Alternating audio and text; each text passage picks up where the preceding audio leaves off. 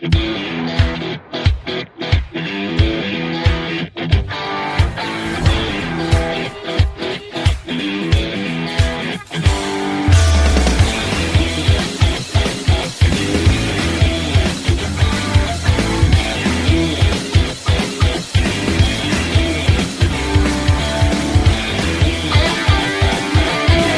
everyone, welcome back to Striking A Chord. I am Manda. This is episode 8. Rich is back with me, and joining us today, our special guest, Mr. Matt Malone. What's going on, Matt? Not much. I cracked open a cold. I just got done with work, so I cracked open a beer like literally as soon as I walked in my door. It was calling my name from the fridge. That's exactly what producer Rich does when we record. So every episode, tonight's drink of choice, tequila. Oh, there you go. I got Oberon. It's like a Michigan specialty here. They swear by this every year when it comes out. So gotta sport my my mitten friends. So for those listening, Matt is located in Michigan, in case you couldn't tell. Matt works as a radio DJ for Y Country in southwestern Michigan. Yeah, actually, I'm on about 4 different radio stations in the Midwest. So my main job is a morning show host as well as program director of the Y Country radio station you referred to. But I've got a show that I do in Madison, Wisconsin. I do 2 radio stations in Grand Rapids, as well as obviously my main job here too. So I'm busy. I was just gonna say you stay about as busy as our producer Rich does. Yeah, exactly. See, Rich, we drink beer, we drink alcohol when we do podcasts, and we stay busy. I like you, man. I like you too already. This is awesome. Thanks. So, quick little background. I met Matt last summer at Windy City Lake Shake here in Chicago, and pretty sure I talked his ear off most of that weekend about all like industry and music related stuff. And I'm pretty sure he probably is hoping that I don't end up at Lake Shake again this summer if he's there. No, I actually like it. Here's my thing is, you know, obviously when we're there, a lot of people think, oh, you get to go and cover the Lake Shake Festival. That sounds like so much fun. You got to love seeing all the shows. Well, a majority of the time, we don't get to see any of the shows. We're backstage. We're trying to get audio. We're trying to get content. Right. So we're working, but it's so refreshing when you get people that are in the same media tent as you that love the music and the industry and are passionate about it like you guys are. So, you know, you and your brother, it was just so cool to be able to have conversation like that and maybe even be able to answer some questions that, you know, maybe you were asking or wondering that maybe you didn't know before. Yeah, for sure. It was great. Like I had the same conversation with our friend Annie, who is in charge of the Shotgun Seat, another website that I write for, and she was on last week. She has been in Nashville for like 5 years now. So again, it's the same thing with like the insider information and just like-minded, like passionate, you know, about music and everything. So it's just awesome. I love people who I can have those kind of conversations with. Mm-hmm. It's the passion and it's the peek behind the curtain because, you know, there's so much that goes on behind the scenes. Yeah, absolutely. So last week, I know we had a bunch of new music to review. This week, there's quite a bit, but not as much. And then obviously we have some more recent tour announcements, some music news, new songs that were just dropped today by a couple well-known artists, and then more artists to be on the lookout for. And our feature segment today, which is why Matt is here, is we got some hot topics we're going to be discussing, women in country and the problem with country radio. So this is going to be interesting. I love that you say it like that. It's like, oh, this the perfect guy for this. I feel like there's going to be lashings involved. I don't know. I think for the most part, we're pretty much on the same page. I think there's maybe just like a couple things that we might have differing opinions on, which is makes for great radio time. There you go. Exactly. So we'll go ahead and get started with our new music alerts.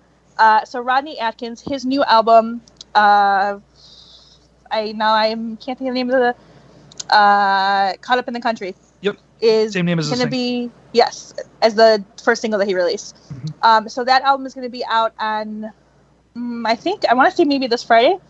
But he released another single last week called Figure Out You, and it's a duet with Rose Falcon.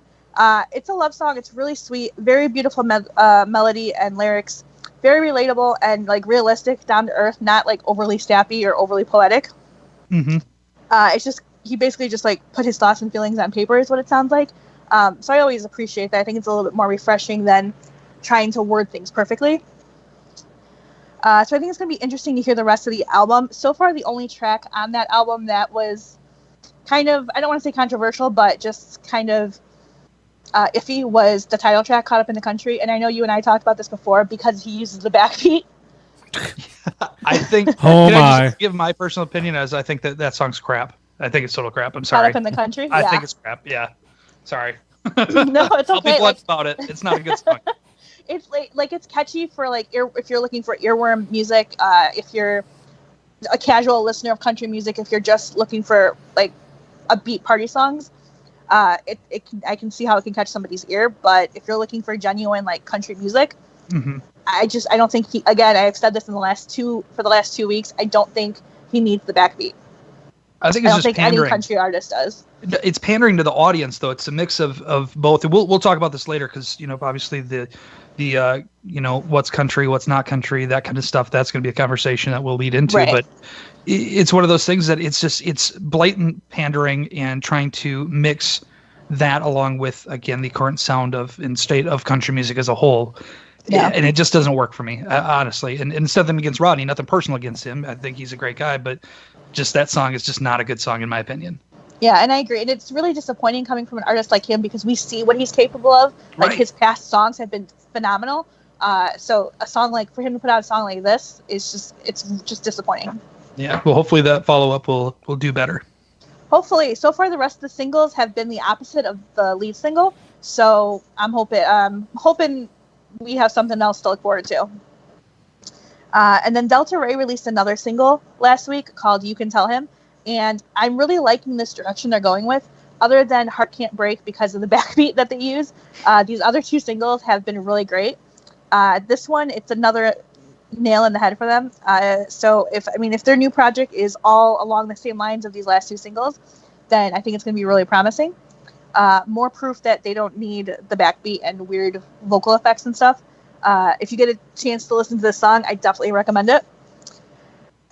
Lyrically, they're just on point. Vocally, their harmonies and melodies are just perfect. Like I said, I don't think they need any kind of special effects or backbeat or anything. The theme for their songs seems to be heartbreak. So I'm wondering if it's going to be like a concept album. I haven't heard anything about that, but just based on what they've released so far, sounds like it's a possibility. And then Tim McGraw released a new single, which it was great to hear from him again, because he hasn't put out a single in, I think it's been like at least a couple years, if not a little bit longer. Well, no, he has the Tim McGraw song "Thought About You," which has been out for a few weeks. It just hasn't really moved mainstream yet. Okay, so yeah, that's the one I'm talking about. I didn't know if it when exactly it came out. I just saw it this past week. Yeah. It's a cool song. It's different.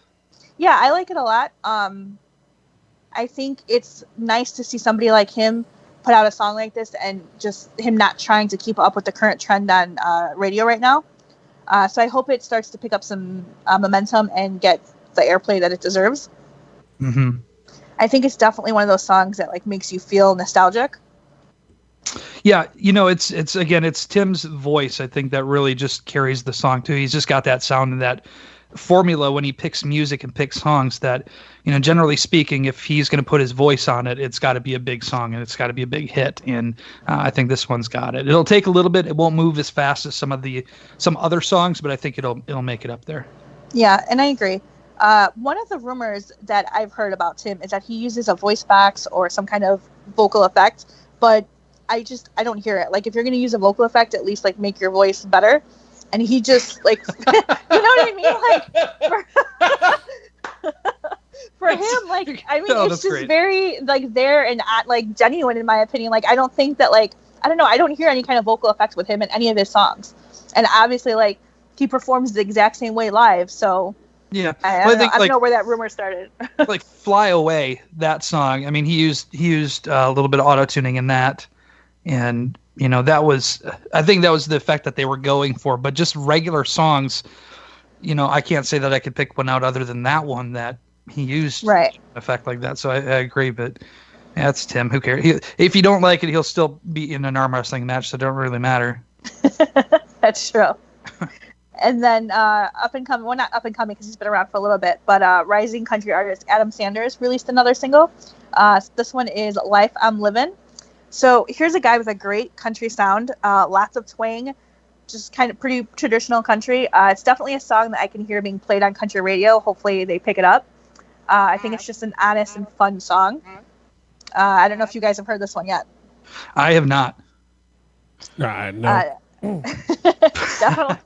I love when my guests do their homework. Well, yeah, well, unfortunately, I've been like so busy today. It's been I know. insane. Yeah, and I like Adam. I do. I like him as an artist as a whole from everything that I've heard from him so far. But we'll talk more about these younger artists and mainstream and that kind of stuff. When we get to that part of tearing apart radio. Which is ironic that you work in radio. So yeah. I think that's going to be even more fun. Yeah, I'll give you some insight. Toby Keith released a new single, and this is, I want to say it's the first single for him in a while again. One of these artists who've been known, over the years as just being these icons now in country.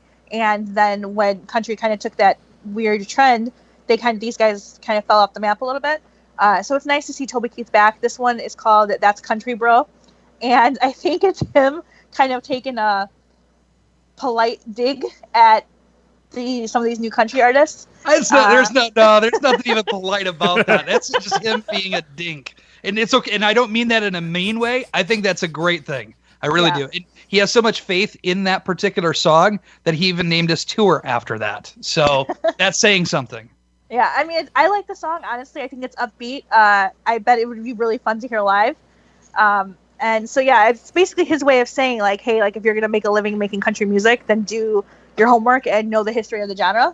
Yeah. That's kind of how I took it. He name drops a lot of, known traditional country icons that, again, if you're going to make your living in the genre, you should know who these people are. If you don't, then, like, get the hell out, 57 artists listed in that song that he literally just goes down pretty much down the line and sings every one of their, and that is the entire song. But it's exactly like what you said, is the fact that he's pointing out that this is where country music was in comparison to what today's country is listed and what everybody's considering today's country music. No, these names, that's country, bro. Right. That's it. Which is just, I think it's a fun thing. I think it's a novelty song. Yeah. Is it going to be a number one song? No, but it's a novelty song. No, but it'd be nice if it was. I mean, it brings some more recognition back to traditional country. Yeah, for sure. I love that he threw in the bro. Yeah, exactly. Yeah, you can see Toby saying bro, right? Yeah. Just picture that right now. Yeah. Sam Grow is another rising artist. He released a full album. I discovered it I saw it on Friday. I don't know when exactly it was released. I know recently though. So he's got a really great voice for country. Very modern but still traditional. One of those guys that balances the two really well. Mm-hmm. No weird vocal effects or backbeat. I know I probably sound like a broken record saying that, but it's really refreshing. It's just really refreshing when you hear these new artists who aren't using the backbeat. There's no stupid lyrics or anything that continues to stereotype country music. Even the song with Colt Ford is fun. So I think the standout tracks on this album are God Made Small Towns, History, and Boots. And then, so Sam Gro's a guy, if you look him up on Instagram or even the cover art for the album on iTunes, he looks like a rocker guy with his tats, kind of like the same way that Michael Ray does. Yeah. But he's definitely got a great country voice. I do have to say Boots is a great song. I love that song. Yeah, I was really surprised when I listened to the album over the weekend. Yeah, definitely somebody I recommend checking out. And again, somebody who I hope gets picked up and gets some airplay. And then, go ahead. Were you gonna say something? No, I was just say I agree. It's one of those things that he's got so many great songs, and it'll take a little bit for him to kind of catch on mainstream. But I mean, his name a year ago. Would you say, or would I say that I knew who Sam Grow was? No, absolutely not. But he's continuing to make that impact and continuing to release great songs. That's going to get him that recognition, and he's going to get that cut from another artist as a songwriter first and foremost. That's like the first step that is going to be the thing that projects him on a bigger, broader scale to get him more recognition. So I'm excited to see what's going to happen for him. Yeah, definitely. Jumping genres a little bit to the pop punk genre, New Found Glory released their third From the Screen to Your Stereo album. So for anyone who was listening to our very first episode of Striking a Chord, you'll know that New Found Glory is like one of my favorite bands since like high school and college. They're just an awesome pop punk band. And so their thing has always been to do an album of just covers from movie soundtracks. And they've done 2 previously. They're both great albums. Sometimes their covers are better than the original. I hate to say that, but they're just fun. And so there was a lot of hype around this release, the third From the Screen to Your Stereo. It's a little bit shorter than expected. There's only 7 tracks, which I think the previous ones were longer.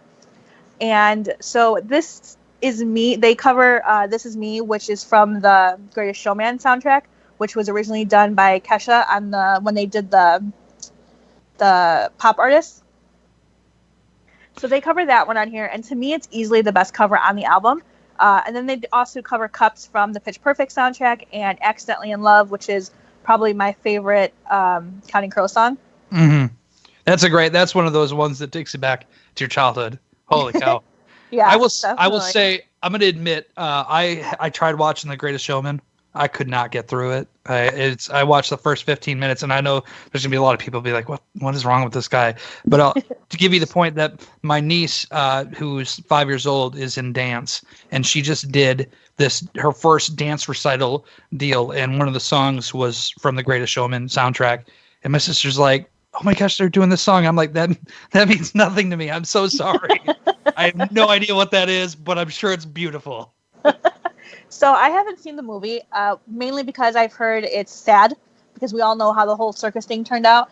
And yeah, so I can't watch those kind of movies, but I heard good things about it. I'm a huge fan of Hugh Jackman, but the soundtrack really caught my attention when, you guys are going to laugh at me. So this past season of Dancing with the Stars, Bobby Bones was obviously on there. Not gonna lie, not gonna deny my fangirl-ness for Bobby Bones. I kind of have a love-hate relationship with him, but I did watch Dancing with the Stars for a full season for the first time in a really, really long time, and voted for him every week. So he did a couple of songs actually from the Greatest Showman soundtrack, and on his show the morning after that he was on Dancing with the Stars, he would talk about it. So that's how I kind of found the Greatest Showman soundtrack. And so he did a song that was I had A Million Dreams, which I think Pink does on the version with all the pop artists. And then This Is the Greatest Show, which Panic at the Disco covers on the version with the pop artists. So when I went back and listened to the full version of the soundtrack, I really fell in love with Kesha's version of This Is Me. But I'm not going to lie, I really, really like New Found Glory's version. Nice. These guys rarely do anything that I'm not a fan of. Yeah. I kept waiting for Hugh Jackman's claws to come out of his hands in the movie, and when it didn't happen in the first 10 minutes, I turned it off. That poor guy. Everyone knows him as Wolverine. It's just like... He got soft. What happened? He's so tough. And now all the shows just crossed over in one fell moment. Exactly. Yeah, right.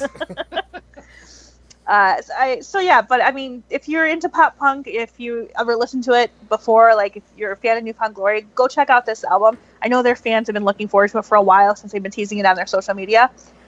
It was definitely an interesting choice of songs. I think I would have probably picked a couple other ones. But like I said, for the most part, it was pretty good. I enjoyed it. And then sticking with the pop punk alternative genre, Angels and Airwaves dropped a new single called Rebel Girl. I thought Tom DeLonge was still hunting aliens. I didn't know he had time to make music. So this is kind of a surprise to me. Oh, well, there you go. You learn something new every day. Yeah, right? It's not bad. It's not a bad song. It's not stellar, but it's not bad. It's pretty good. I'm interested in hearing what else they'll release. His voice does sound a bit different, though. I'm not going to lie. Not like bad different, just weird. I don't know if it's because he's been kind of out of music for a while, like off hunting aliens and stuff, but but yeah, I mean, go check it out if you're a fan of Angels and Airwaves. I never dug super deep into their catalog. They had a couple songs that I enjoyed, but I mean, when the new album comes out, I'll definitely check that out because like I said, Rebel Girl is pretty good. And then Brinley Addington, going back to the country genre, he released a new single called Comeback. And you talk about someone who's really got a great sound. He's definitely one of those artists who does. Again, not somebody who gets the recognition that they fully deserve. But Comeback is a really great song. It's a little sad, though. Yeah, that's one I haven't checked out, so I'm going to have to do that, too. And then I definitely want to hear more from him. He's a kind of sound, again, not to beat a dead horse, but kind of sound that we need more of on radio. Okay. And then Madison Kozak, who is one of the Song Suffragettes, who anyone who listens to the show before knows we are big fans of the Song Suffragettes on Striking A Chord and at TBK. So Madison Kozak, this is her debut single. It's called Graduation Day. Now, when you just from the title alone, you're thinking, okay, this is about, it's end of summer. She's releasing it. It's probably about like school and stuff. It's actually a really cool metaphor that she uses. It's really a fantastic song. So it's basically like her using the analogy of, like this person is an expert, like, an A+ student in heartbreak, basically. And so that's the analogy, the metaphor that she uses. And it's really, I'm not going to do it justice trying to explain it. You're just going to have to listen to it. She's got a really unique sound, and I can't wait to hear more from her. This was a long time coming. She's posted videos on her social media from the Song Suffragettes shows that she's played, and every song that, we get a clip of is always great. So, again, can't wait to hear more from her. And then Parker McKay released another single this year on Friday. This one is called Honest. Seriously, like, the title says it all.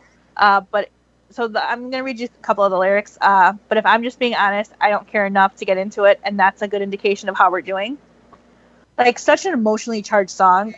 You really have to go and listen to this because, like, I can see, like, big things for this girl. And, again, I hope she gets the attention that she deserves. Oh, can you do that one? Say that one more time because my heart just sank. What were the lyrics again? One more time. Are you being serious or are you joking? No, say it again. I feel like, I want my soul and my heart crushed at the same time. So let's hear it one more time. All right. But if I'm just being honest, I don't care enough to get into it. And that's a good indication of how we're doing. Wow. Sounds like every past relationship I've ever had.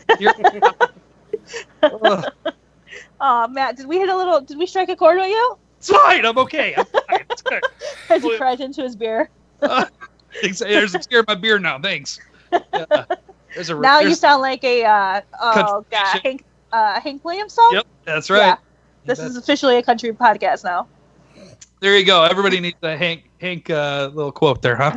But yeah, definitely a relatable song, as Matt can attest to. Yeah.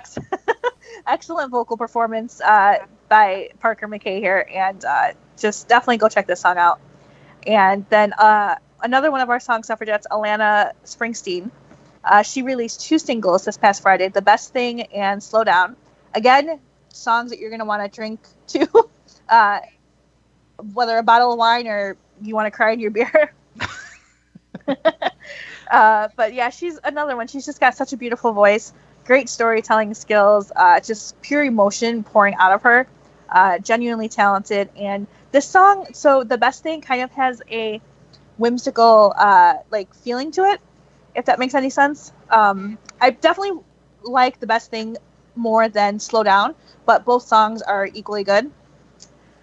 So definitely recommend going and checking her out. And then another one of our Song Suffragettes, as we continue down our new music alerts, is Paige McKenzie.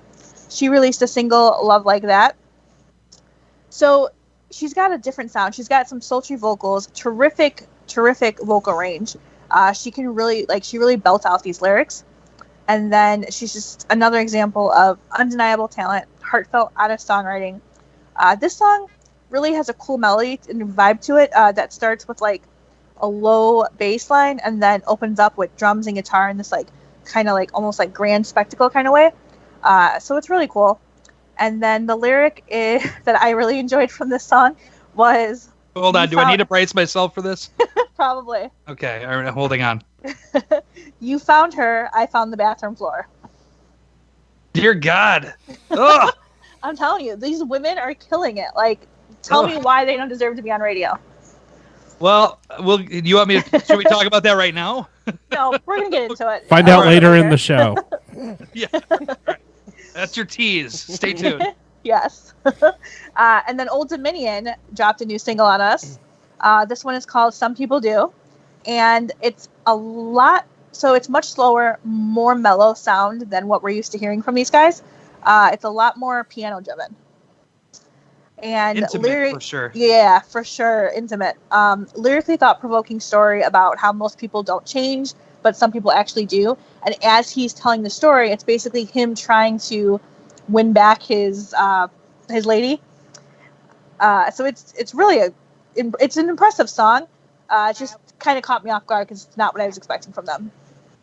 It's funny when you get those surprises, though, because, you get in the I'll use a cross-genre example or analogy in this case, but you get these bands, these artists, Nickelback is an example, and everybody just cringed when I said that, which that's a whole other topic, but you get these bands who, kind of release the same kind of tempo in almost, not the same songs, but, similar kind of melodies, and you kind of get in that rut of, you're like, okay, it's another the same thing, and that's how I felt for a little bit with Blake Shelton, except for, when he released God's Country, it's like, holy crap, finally, we get some real Blake back. But I can understand that. So like Old Dominion, you get those guys to release something like that. It's refreshing. It's different, and it makes it stand out so much more. And it makes you, in a way, I'd say almost appreciate the music more that way.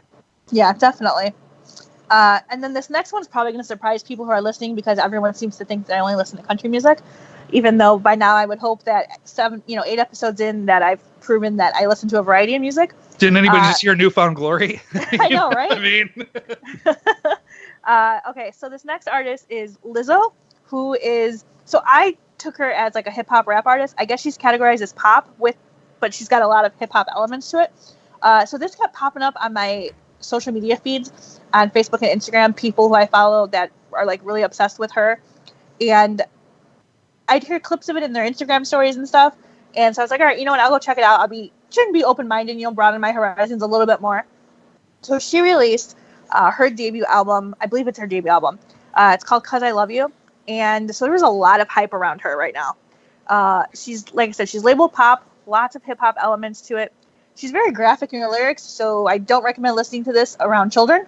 So this is one that you're not going to quote the lyrics to me. No. Okay, just want to make sure.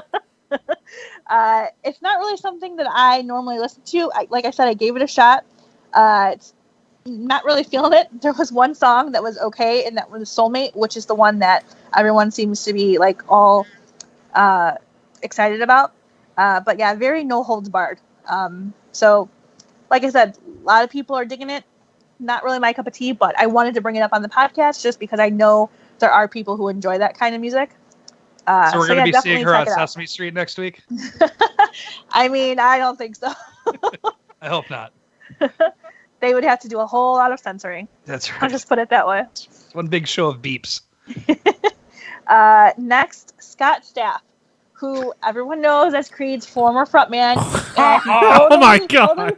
Totally fell off the wagon for a while, right? Turned into like an alcoholic and kind of an asshole. Like, let's just be real.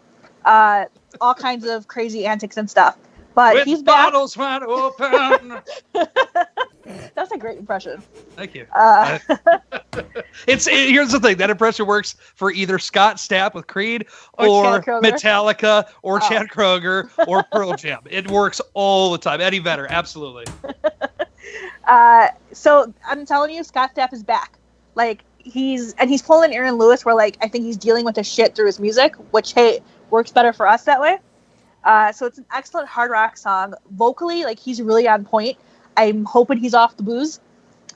He sounds like really at his strongest. I'm gonna say it now. Lyrically, like I really think he's writing about his struggles. So this song is called Purpose for Pain, and I heard it. I didn't even know like he was releasing new music until the other morning. I heard it on Sirius XM's Octane, and there was like part of their like test drive, so like something that they were testing out, like to see if fans were digging it or not. And I'm a fan. I'm really looking forward to the new album, which comes out in July. I think I think it shows a lot of promise. I'm a fan of his voice, and I think that anything that he releases, he is going to be quality. I don't think he's going to release crap. Yeah. So you don't expect crap from Scott Stapp. And that should be his motto. That's it. That's a t-shirt. One of the lyrics in this song was, "I fought the devil and he won." Simple, but you have to hear it in the context of the song. I mean, I don't know. It just, like I said, I'm a fan of the song. I think it's really great. It fit with the rest of Octane's lineup really well. So, but it wasn't too hard for the people who don't like a whole lot of screaming or anything like that. I think it's perfect. So definitely go check that out. Mm-hmm. Last up on the music alerts, which we got 2 new singles today. One from Matt's guy, Mr. Luke Combs. Yes! Yes! Fans have been waiting for this release. Beer Never Broke My Heart. Let's just call it as it is. It's probably going to go number 1, probably a lot sooner than some other stuff. That's going to go back to the correlation with like Tim McGraw. Thought About You. Right. It'll be a great song. It'll go, go high up on the charts. But Luke Combs for sure, 5 number 1s as it is, and we'll explain what that means later. But the fact that 5 songs that he's released, history making, and now this 6th one, he can do no wrong, really, at this point. And that's where we differ, because it's not. I have nothing against Luke Combs. It's not that I don't like him. I've said this on the podcast before. I like his sound, but I don't like, none of his songs really do it for me. Like, I've seen him quite a couple times now live, electric, acoustic, doesn't matter like which atmosphere it is. I don't know. I think there's guys that are doing what he's doing that are doing it better. They're just not getting the airplay. But I'm not gonna lie, Beer Never Broke My Heart is probably one of the more catchier singles that I've enjoyed from him. Yeah, I would say it's a very relatable song. Yeah, so I mean, it's definitely a summer anthem. It's perfect for bars, tailgates, boating, whatever. He released it at a great time. I can definitely see people blasting this from their pontoon boats at their, summer lake houses and stuff. Oh yeah, it'll be played between acts all the time too at country concerts and. Oh, for sure. For sure, absolutely. And then Blink-182. Speaking of pop punk, nope, we're not talking about that. Nope. Nope. Rich didn't like the song. He didn't even have to tell me. I sent it to him today in the text messages, and he's like, "What the hell was that?" And I just knew like he didn't like it. He didn't have to say anything else. Good censor there, Lizzo. Nice job. Thank you. You bet. So Blink-182 released a new single today. It's called "Blame It on My Youth." It's funny story. It's a different sound, right? So when I first heard it, I had to listen to it like 5 times back to back because I wasn't sure if my headphones were acting up or if it was the sound that they were going for. Turns out it's the sound that they were going for. It's like almost like a staticky kind of sound, but not like super staticky. It's weird. It's this really weird background effect. I don't know what they were thinking when they did it. It doesn't take too much away from the song, but again, you're going to have to listen to it a couple times before you start actually listening to the song. Song title one more time. What is it? Blame It on My Youth. So do you think, and I haven't even heard the song yet because Blink-182, no offense, I could give a crap. I could give a crap less at this point, like no offense. They were great when I was younger, but in this situation, do you think maybe it's kind of going back with that, noise that you used to listen or hear when you would listen to the radio or listen to cassette tapes or whatever, and they're kind of going for that throwback vibe? You know what? It's possible. I didn't think about that, but it's definitely a possibility.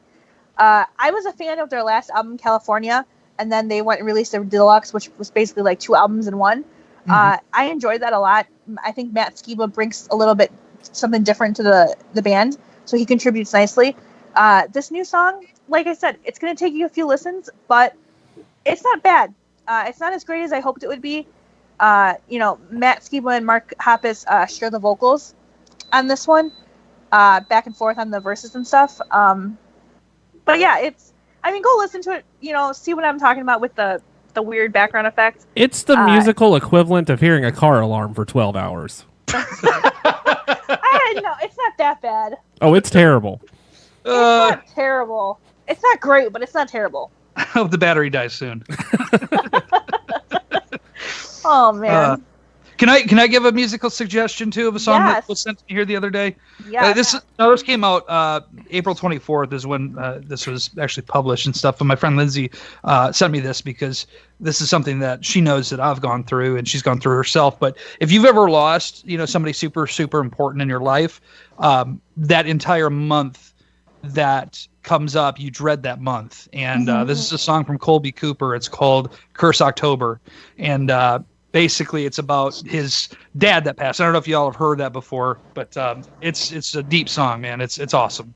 I heard it in your Insta story over the weekend, and I meant to add it to my list, and I forgot when I was doing this. Yeah, but no, it is. It's definitely a good song.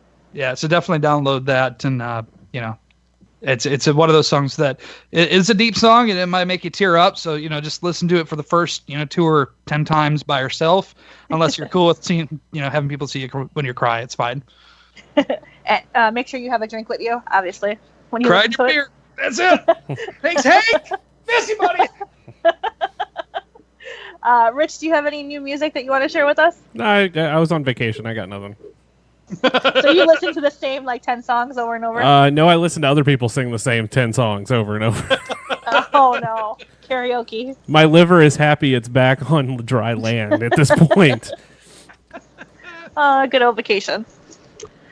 So our next segment is going to be artists to be on the lookout for. So these are artists who I've talked about before, whether it's on this podcast or through articles that I've written for TBK. But because the podcast is new, I want to share with the listeners these artists because they're still on the rise. They're still up and coming. They are just so talented. They truly deserve all the attention. So I'm going to let you guys know. This week, I'm telling you about Hannah Ellis, who a few weeks ago we told you about her latest single, which is Your Woman. So she's got a great sound. Hang on, time out, guys. What is this background thing that I'm hearing? The beeping? No, it's like my voice echoing at me. Hannah Ellis, again, she's got a great sound, fantastic vocal range. She's got a song that's a couple years old. It's called Officer Down. Amazing, amazing song. I cannot stress enough. Go listen to this. She wrote it for, I believe it was somebody that she lost. I don't know if it was like a relative or a friend, or if she wrote it for somebody close to her who lost somebody in the line of duty. But just go listen to this song. It's so moving. She's got so much talent. I can't stress that enough. And again, she's one of our song suffragettes. She's on the CMT Next Women of Country tour right now with Cassidy Pope and Claire Dunn. So if you see that tour coming to your city, definitely go check that out. I'd just say that I love her song Home and Hometown. That's probably for me right now my favorite, but I haven't heard those other ones that you mentioned, so I'll have to go ahead and check those out. Yeah, Home and Hometown is a really good song. I like that one a lot. I believe that was a single before she released this new one, which is Your Woman. Mm-hmm.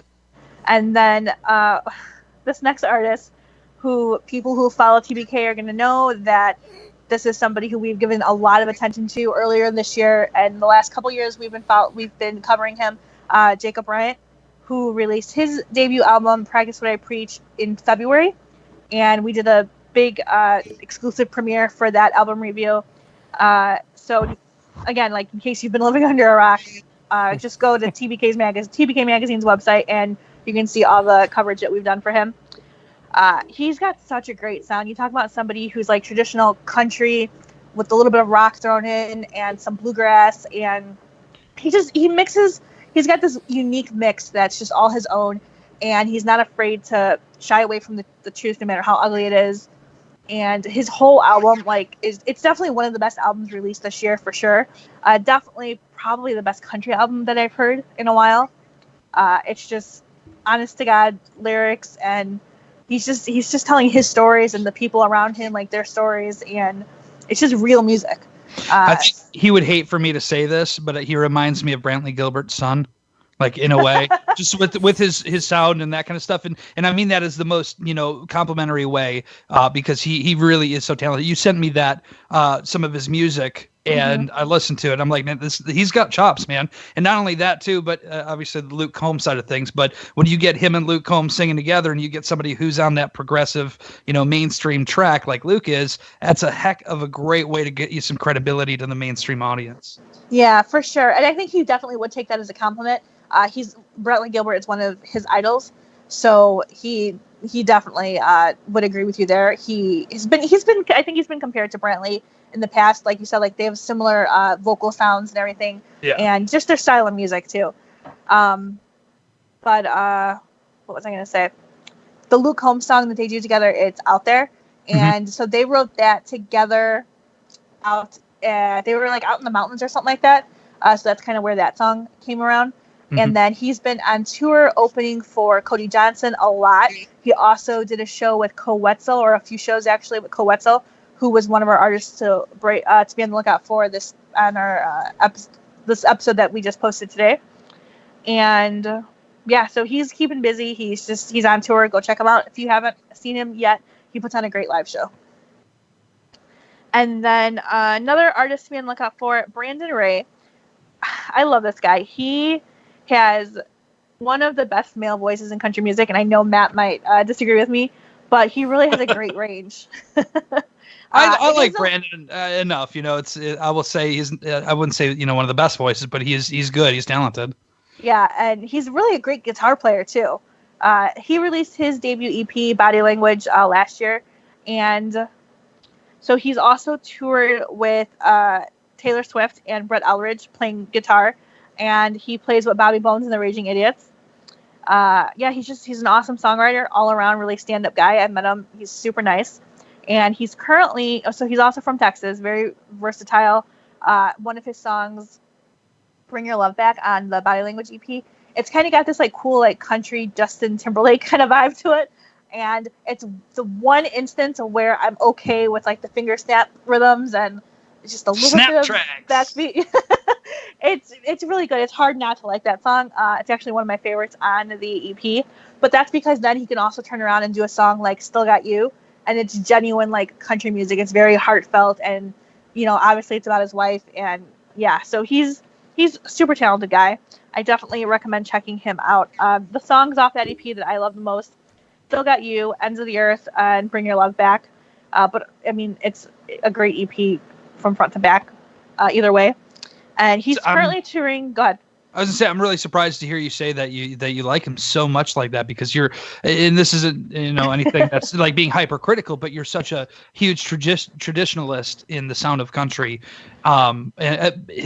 You've got this really cool blend in that dwelling on the country music traditional sound, which is so good, and it's something that obviously I'm passionate about as well. But you're so in tune with the newer artists, which is really refreshing too. So it's interesting to hear your perspective on Brandon, especially. Thank you. I appreciate that. Yeah, absolutely. Yeah, I'm a complex person when it comes to my music. You're very confusing to me right now. That's what it is. I like that. I like keeping people on their toes. Yeah. But no, I mean, so I grew, and Rich knows this. Like I grew up on traditional country music. I was born in 1985, so I grew up and it was all 90s country, and it was a lot of classic rock and a bunch of other stuff thrown in there. So for me, like country was always going to be George Strait and Alan Jackson and Garth Brooks and David Lee Murphy, Sammy Kershaw, just on and on. John Mike Montgomery, etc. Mm-hmm. So that's why like I can't stress enough about how like country radio right now, like we really need those traditional sounding voices, young and fresh, but still, knows where the genre knows where the genre's roots lie, and knows how to balance the traditional modernism. And I mean, again, like these new artists, I mean,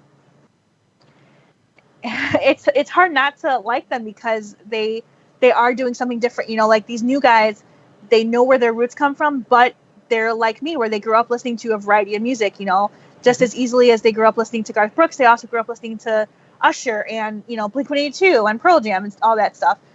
So I like the way that they throw in all those different influences, but they don't, like the new artists that I like, they don't necessarily they're not trying to ruin the genre. They're not trying to stomp all over it. They're just trying to, keep things fresh. Yeah, I love that. Okay. Yeah, we'll talk about all of that, because I love what you're saying. You're saying good things.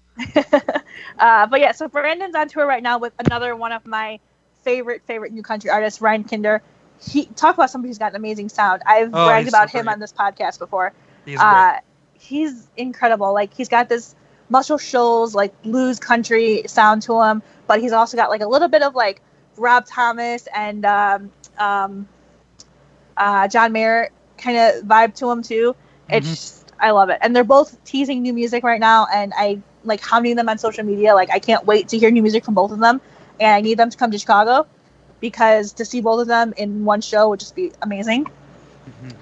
And then last up on our artist to watch for is Lauren Dusky, who, again, somebody we've covered on over at TBK. Her EP she released earlier this year, Midwestern Girl. Great EP, fantastic debut from her. She was runner-up on season 12 of The Voice. I believe she was Team Blake. Yes, she was. And, yep, she's played with the song Suffragettes. I actually saw her my first time in Nashville in 2017. Her and Lindsay L were two of the special guests for that writers round, and she's really talented. She's got a great voice, gifted songwriter. Her song Costume Party, so amazing. Like, I can't recommend that song enough to people. And the way she did the music video for it, she called on fans, and it was just, she's very much in tune with embracing, like, what it means to just really bear all. And I mean, like, bare your soul completely, like, just very much about, like, being who you are and, like, flaws and all, and just unapologetically, like, being yourself. And I think that's so important right now, especially with social media, the hot mess that it is. And she's currently working on her next EP. She's currently working on her next EP. She's been teasing it on her social media, so can't wait to hear that. And then, yep, so moving on to our On the Road segment, which is recent tour announcements. I've only got two, so if you guys have any that you want to start with. I'm just going to say that the addition, and this is looking ahead in the future, the fact that George Strait added another show, actually two shows in Kansas, is such a big thing. And, you know, I know as much as he's said that he's retired from touring, I mean, he's had, four shows that he's announced for this year alone.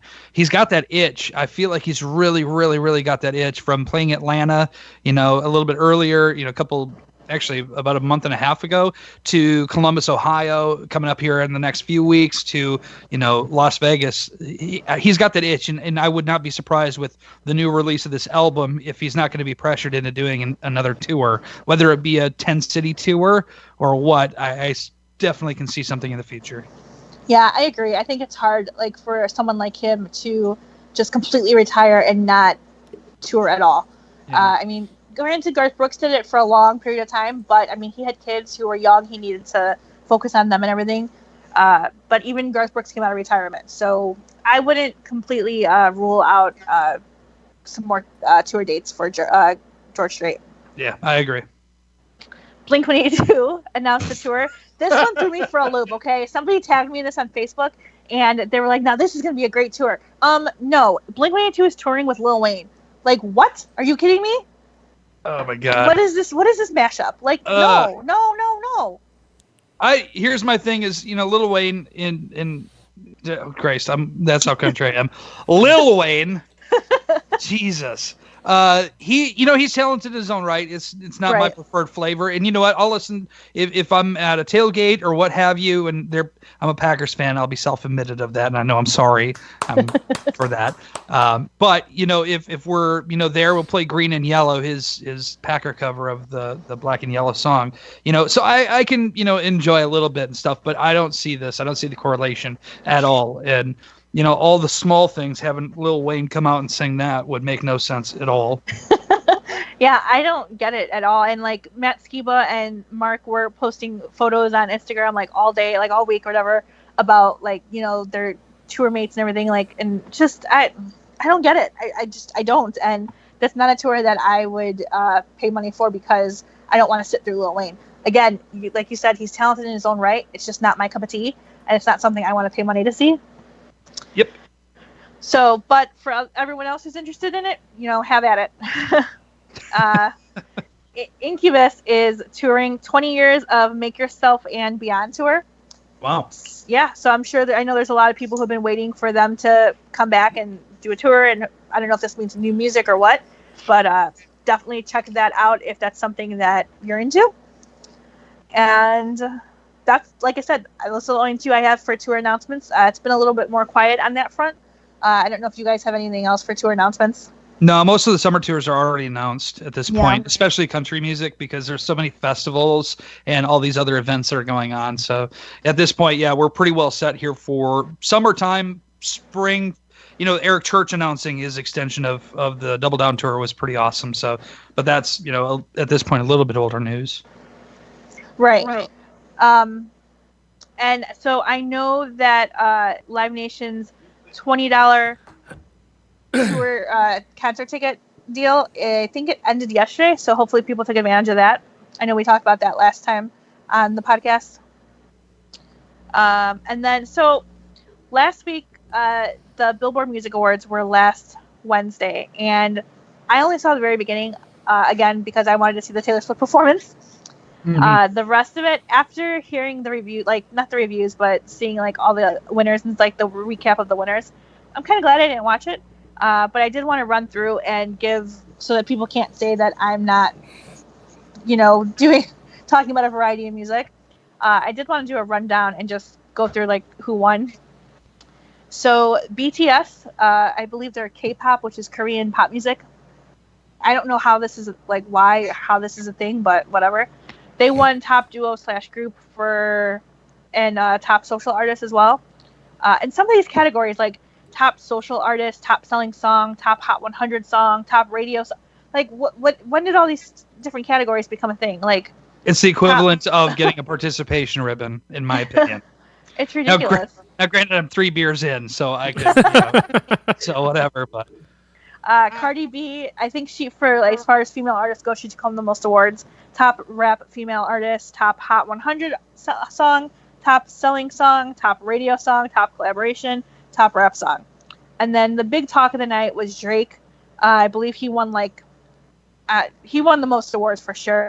Top artist, top male artist, top Billboard 200, top Hot 100, top streaming songs, top song sales, top radio, top rap male, top streaming song video, top Billboard 200, top rap. I know a lot of people who are fans of Drake. I don't want to knock the guy, but it's not really my cup of tea. I don't know if that's what his actual voice sounds like, or if he uses some kind of auto-tune or vocal effect. They all do. And here's my thing is, it's for that specific genre, that type of music and that style, it's something that they expect and they know it's going to be coming. They're not there for the actual vocal quality, country music or even rock music, and in a sense pop music in some cases. But for that, they know what they're getting, and that's for them. They're in it more for the beat than anything, honestly. Yeah. I can see that. So then Imagine Dragons won top rock artist, which I don't have anything against Imagine Dragons. I like actually quite a few of their songs. I don't know who else was nominated for that category, but it would have been interesting to see because a lot of these award shows don't put traditional rock artists in the categories anymore. Hard rock is alive and well, but yet they're not being recognized at these award shows, Grammys, Billboards, etc., which is disappointing. And then somebody who I don't know who they are, Juice WRLD, won top new artist. Have no idea. Juice WRLD, no idea who that is. That's how out of touch I am, I guess, with new, the kids' music. And then this one was... Get off my lawn! That's what I am. That's what, Rich makes fun of me for. I'm officially, the grandma. Yeah. FGL and BB Rexa won for top country song, Meant to Be, which some people thought that we were done with this song, but it just keeps on going. Well, it was such a huge song last year, though, for mainstream radio. Yeah. So, mainstream in general, I guess. Yeah, definitely, because it was the crossover. And then Panic at the Disco won for top rock song and top rock album. I didn't really care for the rest of their album. I liked High Hopes, but that was kind of where it ended for me. Mm-hmm. And what do you think about the collaboration between Brandon and Taylor? So I mentioned this last week. I like the song, but he's got a voice that's made for theater. It's very over the top, and that's not that's not something I'm really into. Sure. So there's a whole list of people I'd rather see her collaborate with. Right. But I get why she did this with him. You know, like we said on the podcast last week, she has this theme of releasing the lead single from her albums that they're meant to grab people's attention and just be catchy and especially grab the younger audience. And then they're nothing like the rest of the album. Right. So I'm really looking forward to hearing what else she's going to be releasing, because this song, I mean, it's fine. It's catchy. It's a great, bright, fun video, but it's probably not, I mean, I haven't heard anything else, but it's probably not going to be my favorite song on the album. I think in the situation of both of them performing it live, I think the song fits both of their voices perfectly in the sense of, you know, Brandon, they'll be able to take it and perform it live, the whole version of the song. She'll be able to take it, perform the whole version of the song too. So I think it works well that way. I personally, I think it's a cool song. It's different. It took me 3 listens to get to that point, but I'm on board with it. Yeah, I agree. I'm not a fan of the people who are already hating her. Like, she's in this positive, like, vibe right now, and people are just going after her. Why? Because she brought out, like, a marching band for the beginning of the performance. Oh, because God forbid somebody do something that Beyonce already did. Like, really? How old are we? Not only that, that's something that's been going on. I mean, you look at Brad Paisley, you look at these other artists, you know, again, cross genre. They do this stuff all the time. And why would you not want to incorporate things like that? That's just that amplifies your performance, that amplifies the experience for the crowd. I think exactly that's a win for me, in my opinion. Yeah. These people who are hating on her for doing something that Beyonce did is just ridiculous. Ariana Grande, somebody else I'm not really a fan of, but she took home Billboard Chart Achievement Award, which I don't understand that, but whatever. And she also took home Top Female Artist. And then the Carters, which apparently, I wouldn't have known this if I had not seen a picture, is apparently Beyonce and Jay-Z. They took home Top R&B. Well, I can tell you how. Tour. Hey, just to let you know, that was up for. They had a music video up for Music Video of the Year on the website, so that should tell you something. There, yeah. Well, here's my. Pay attention to them. No, it was on the website. You should have already known this. You work for this website. Okay, I'm out. So my opinion on this too is I think this is the equivalent, the musical equivalent of having a joint Facebook account is what it is. And it's like the Lemonade album was like this big bombshell. So it's like, all right, let's do something together now because we're big, happy family again. Yeah, right. Yeah, I'm not denying her talent, but I'm not a fan of hers at all. Jay-Z hasn't done anything for me since his collaboration with Linkin Park. So wow. Yeah. Wow, that's a throwback. I know, right? Numb Encore. And then I remember blasting that song from my college dorm room when it came out. Just showing my age there. But anyway, Carrie Underwood took home Top Country Female Artist. And Dan and Shay, this was a great surprise. Dan and Shay took home Top Country Duo. I was really happy to see them take home that award. And then Ed Sheeran won Top Touring Artist, which kind of surprised Taylor didn't win for that. I'm assuming she had to be nominated. I know they both had really successful tours over the summer, but I thought for sure Taylor would have taken that one with all the records that Reputation Stadium Tour broke. And then Elton John Top Rock Tour, which I've heard his farewell tour was just phenomenal. The song Girls Like You by Maroon 5 and Cardi B took home Top Hot 100, Top Selling Song, Top Radio Song, Top Collaboration. Kenny Chesney took home Top Country Tour. Luke Combs, Matt, your guy, took home Top Country Artist, Top Country Male Artist, Top Country Album. I'm a huge fan. I think that, his career in general, obviously 5 years ago, nobody really knew who he was, and the fact that he's having all the success, bringing out these crowds, it's just, I don't know. I'm a huge fan of him as just a general blanket statement. Yeah, I get it. He built his fan base from the ground up, which is always impressive and admirable. I don't know. It's just his sound. It's just there's something about the songs, Right. The Middle took home Top Dance Electronic Song, which that song is just inescapable and it's really catchy. So I can't complain. The Weeknd, which I didn't really know he was doing a whole lot of new stuff lately, he took home Top R&B Male Artist. And then Greatest Showman took home Top Soundtrack. Chainsmokers took Top Dance Electronic Artist and Top Dance Electronic Album. And then Travis Scott, who I've never listened to in my life, but I recognize the name, Top Streaming Song. He's isn't he married or dating or something or other with one of those the Kardashians or something?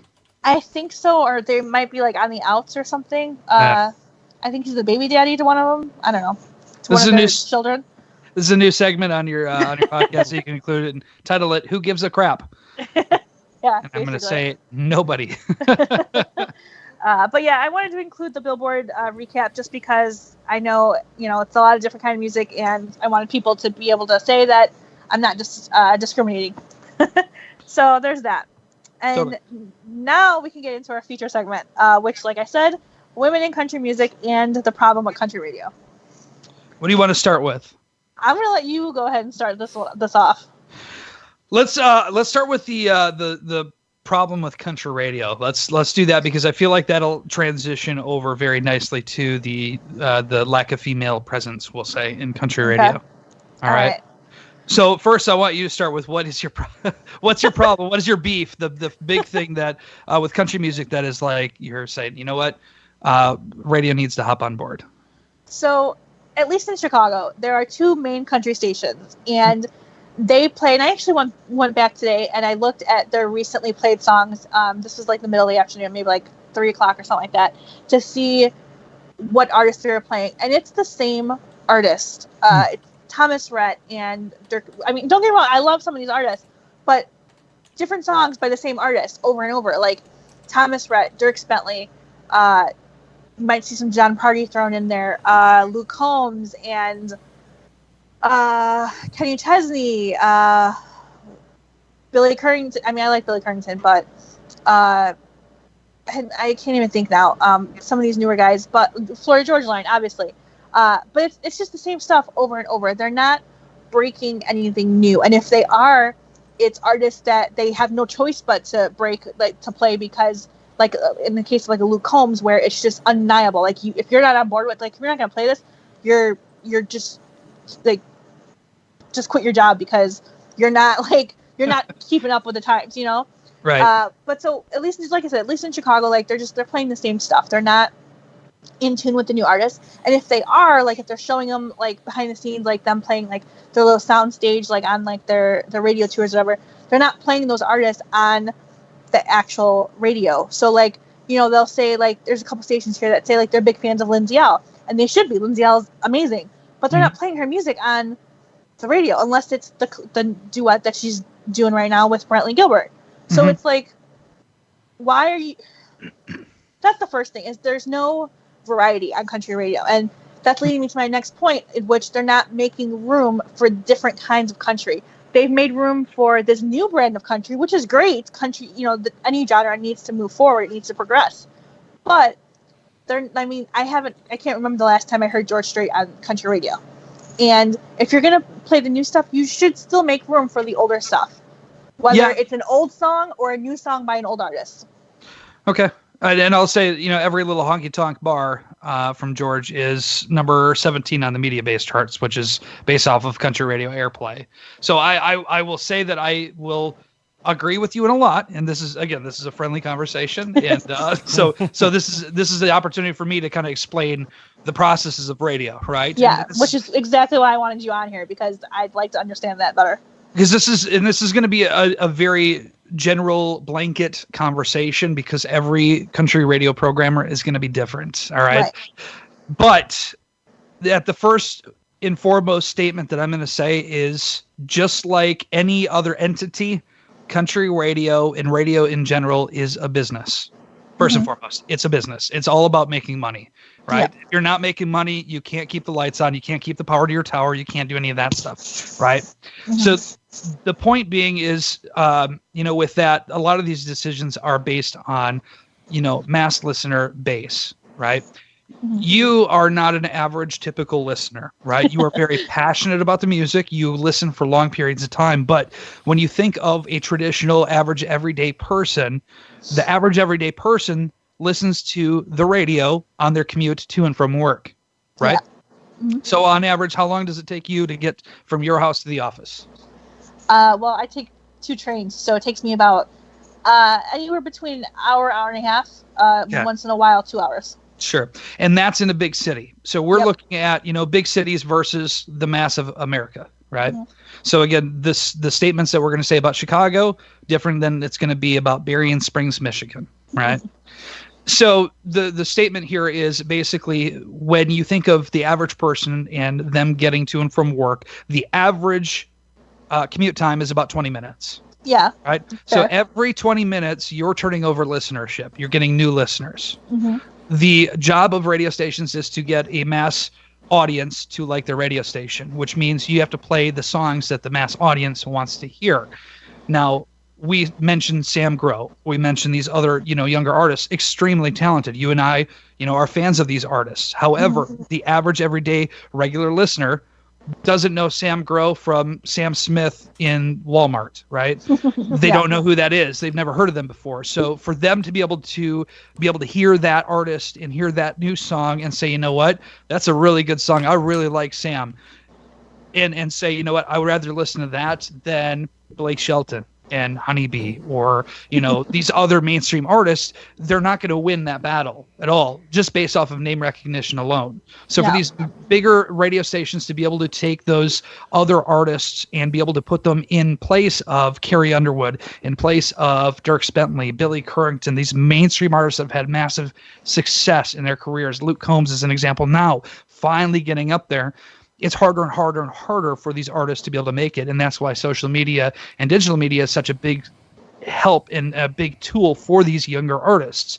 You'll look at an artist like Kane Brown. This is no offense to Kane Brown. He's a nice enough guy, but is he the most talented singer or songwriter in country radio? Not at all. Not even close. Not even by a landslide. But you know what he's got? He's got fans. He's got a social media following. And that's what makes him sellable to the record label, to be able to say, you know what, people are going to want to listen to his music. They're going to want to listen to his songs. They're going to want to go and buy his merchandise. And more importantly, they're going to want to go and see him in live, in concert, at a tour. And at that point, country radio needs to be able to play again and support those artists that are Kane Brown, that are selling these arenas, because ultimately at the end of the day, those artists are the ones that are going to be the ones that are bringing listeners to the radio station itself. Taylor Swift, one of the big artists that paved the way for country mixing and blending more so with pop music, right? So that, and it's not, one of those things, where we give her all the credit, obviously, because you had this whole trend starting back with, Shania Twain. And this is kind of a cliche, in a way, conversation for me to say it that way, because a lot of people have said the same thing. But in all honesty, that is really what it is the fact that you've had these other artists that have blended sounds to be able to bring in listenership from the pop genre, to increase listenership for these radio stations, to move them up the chart or up the chain as the most listened to format of music, which is bringing in more listeners to the radio station, which is more advantageous for advertisers because they're reaching more people, which means they're going to want to spend more money with that radio station. And then more money for that radio station means the radio station is doing the right thing, right? In the sense of a monetary standpoint. So overall, again, that's a long-winded conversation for me to be able to kind of narrow it down. It's a business choice, and we have to appeal to these mass artists or mass audiences with our artists and our artist selections. And that's why you're going to hear Luke Bryan, 6 times more than you're going to hear Cody Johnson, right? But doesn't that? I don't even hear Cody Johnson on mainstream radio, at least not in Chicago. Again, sure. I've heard him on Sirius XM's The Highway, and even with satellite radio. Like, here's a station who is playing, great assortment of the classic country, with like artists like Blake Shelton and Tim McGraw who are releasing new stuff, and still keeping up with the new stuff. The Ashley McBrides, the Lindsay Ells, the Brett Eldridge, etc. The Devin Dawsons, and they're still getting flack because they're not playing country enough artists. Like, they're not playing as much Cody Johnson. They're not playing Jamie Johnson. They're not playing Jacob Bryant, like, etc. So you still have artists who are like fans who are still complaining that there's still not a traditional enough country artist on country radio right now. So. And I will say on that side of things too, Sirius and those other satellite services are a little bit different in the sense that they don't have to worry about as much audience because they're having paid subscribers. pay their bills for them, and that's to an extent, of course. Yeah. So can I ask something? Yeah. Just out of curiosity, though, isn't it the radio station's job to also bring up new music? Because eventually the guard now is going to fade away. Absolutely. Right. No, and you're 1,000% right. But looking at kind of what we had touched on a little bit with, these Luke Combs, these Blake Sheltons, these Carrie Underwoods, these other typical artists that are already set, you have those songs that are, again, changing over listenership every 20 minutes. Right. We build what we call clocks, right? Every hour we have, X number of songs that are the top songs, then X number of songs that are the next tier down. And we categorize these songs based on what we are again, categorically trying to decide what our listenerships are wanting to hear. More and more, is it a mass appeal to play a pop song or a traditional country song? Well, what brought the audience to the party, if you will? It's more of that pop sound, more of that, and it's skewing more towards that traditional at this point, but it's not an immediate overnight switch. You have Cody Johnson, which is making such great strides for country music. You've got Brooks and Dunn releasing their new Reboot album, which is bringing, again, that traditional sound. And, with exception of Casey Musgraves and her, rendition of Neon, which is such a great song, in my opinion, too. But you've got these artists that are trying to make that stride and these labels that are trying to make that stride to kind of find what's working for everybody. But Jake Owen is an instance who switched record labels over the last year. It's probably released the most country record he's released in his career. Yep.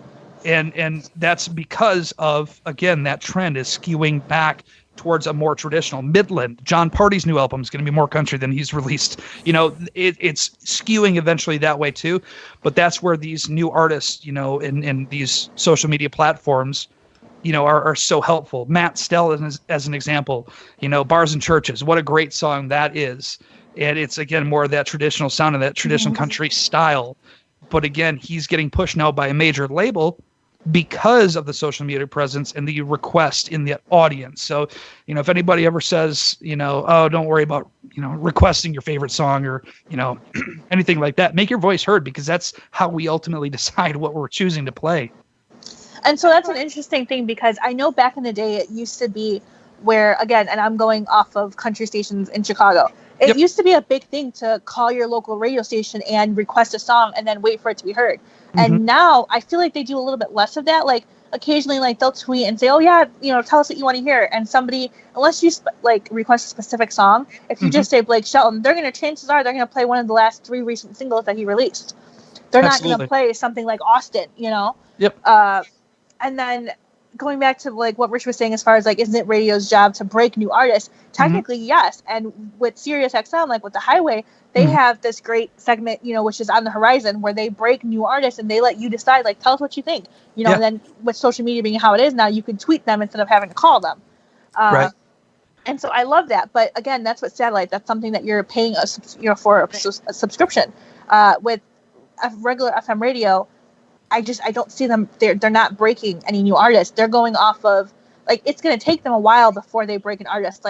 You have to get to the point where Luke Combs got, where it was hard to ignore. You know what I mean? Before they start playing them. Same thing with Jordan Davis. It's based off a reputation, though, too, as an artist. We, as country music programmers, and this is going to be a really gross generalization for me to say this, but we want to protect our audience, and and I mean that in the sense of we want to make sure that we're giving you music from artists that are going to be not just a one and done, not a one-hit wonder. We don't want one-hit wonders. We want artists with great songs that are going to be around for a long time. We want the next George Strait. We want the next Alan Jackson. We want the next Blake Shelton. These artists that have a good string of hits. And then, we've got a lot of these other artists, and this is going to be, a name out there, Cash Campbell, I think is his name. And he's got a great song, The In-Between, right? Okay.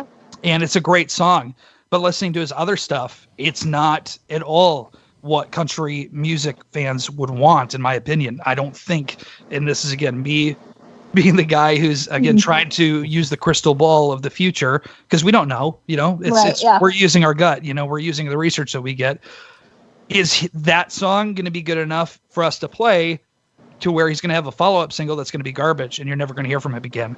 We don't want you to be vested in an artist and never hear from him again. When you have so many, the list that you went through, from artists with new songs, new tours, new album release, you've got so many saturated, artists and sounds in the music format that we're in, that you don't want to give that sacred spot to somebody who's not going to be around, True. But I think at the same time, like, you also kind of have to take a risk. And that's what, that's a big part of some of the greatest DJs have done that. Like, there was a story I just heard not that long ago. Not to bring up Rob Thomas again, but he was in one of his interviews, he was telling the story about how, I want to say it was like their first single, how he said they released Long Day, which off of the Yourself or Someone Like You album, an amazing song. How it flopped at radio was beyond me. But it took some DJ in, I'm just going to throw a town out there because I don't think this is the actual city that it was in, but it was Birmingham. And, not like a big market or anything like that. And this DJ just played Push because he liked it. It wasn't a single. It wasn't like a thing. It wasn't being pushed at all. But he played that song regularly on his show because he liked the song.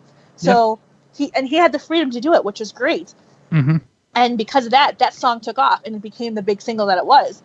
And you go through history of these radio DJs that do that. The same thing happened with Frankie Valli when he went solo and released Can't Take My Eyes Off You.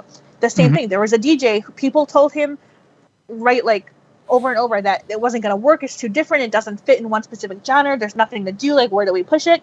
It took one DJ locking himself in the studio, playing that song over and over, like every hour, for his fans to listen to it, that people fell in love with it. And then you couldn't escape it on the radio.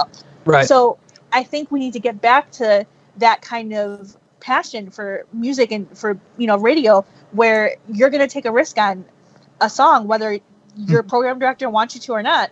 And I think that's where, and I know you probably disagree a little bit, but I think that's where Bobby Bones comes in. And, love him or hate him, he's controversial, but he's doing stuff that other radio DJs aren't willing to do because he's willing to take a risk. And sometimes it works out, and, you get these artists like Chris Jansen who end up, taking off, or you get these artists who are more controversial because they blur the lines of pop and country or hip hop and country or whatever, and you get backlash for it. But at least you're taking a risk. At least you're trying to break new artists. And I think that's where FM radio needs to get on board here. Like, we need to start taking risks and start, if they're paying attention to social media, then start playing some of these artists. Like, play a Hannah Ellis, play a Lindsay L, play, Kaylee Shore, Lena Stone, like any of these female artists who are part of the Song Suffragettes. They're all equally talented. They all are releasing killer music. Like, the fans are there. Like, there's people who are following Song Suffragettes across the nation. Like, they're watching the live Monday shows on Periscope and Twitter and Instagram. I mean, radio, we need to get back to that. Can I interrupt you for just a second? Yeah. Because you're covering a lot of different things, which is good. But I want to kind of touch base on all these. First and foremost, I definitely agree that there are, different artists and different songs that need risks to be taken on. But we fall back to the first point that I made, is it's a business, right? Yeah. What's going to appeal to the mass audience? You are not an average listener. You are a very passionate listener about the music, about the industry, and just as a general statement. But and the other side of things too is, there are different areas, in my particular area here, I have a little bit more freedom to be able to play what songs I want. And in that situation that, I've got a specific show that I do that's an hourly show every Saturday at 6:00 where it's, a good time slot. It's in a weekend where people are hanging out. They get to casually listen. And I debut and I play artists like Hannah Ellis, and I play, Cash Campbell's, the in between. I play these different artists because I absolutely agree that there are different artists that deserve to be heard and they need to listen to. But on the other side of things too, if we played every single artist that released a new song every time that a great song came out or a good song came out, you would never hear the same song twice. And it's impossible. So we've in order to get the rotation for us to be able to play the artist that the, again, average listener listens to every 20 minutes or 15 minutes is a more, narrow number.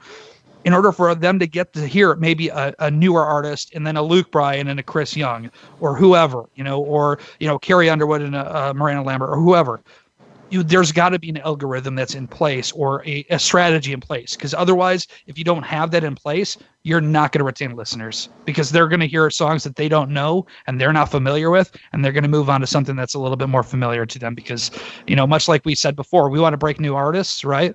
But then we want to hear artists like George Strait too. So it's like, where's the balance then?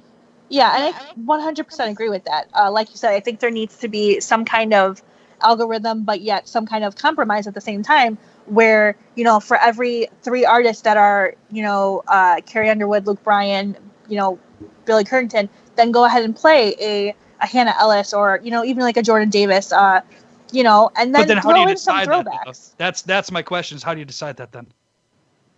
Because you can't play every artist that's a new artist because they're great and because they're nice. You've got to make those tough decisions, and that's the hard thing as a program. We're not perfect. We take chances on songs that maybe aren't flops. Rodney Atkins, example, Caught Up in the Country. It's been sitting at number 20 or whatever, and research says it's an okay song, but how do you decide? Okay, we got to cut this one and make room for the next artist, or we need to play this song over that song.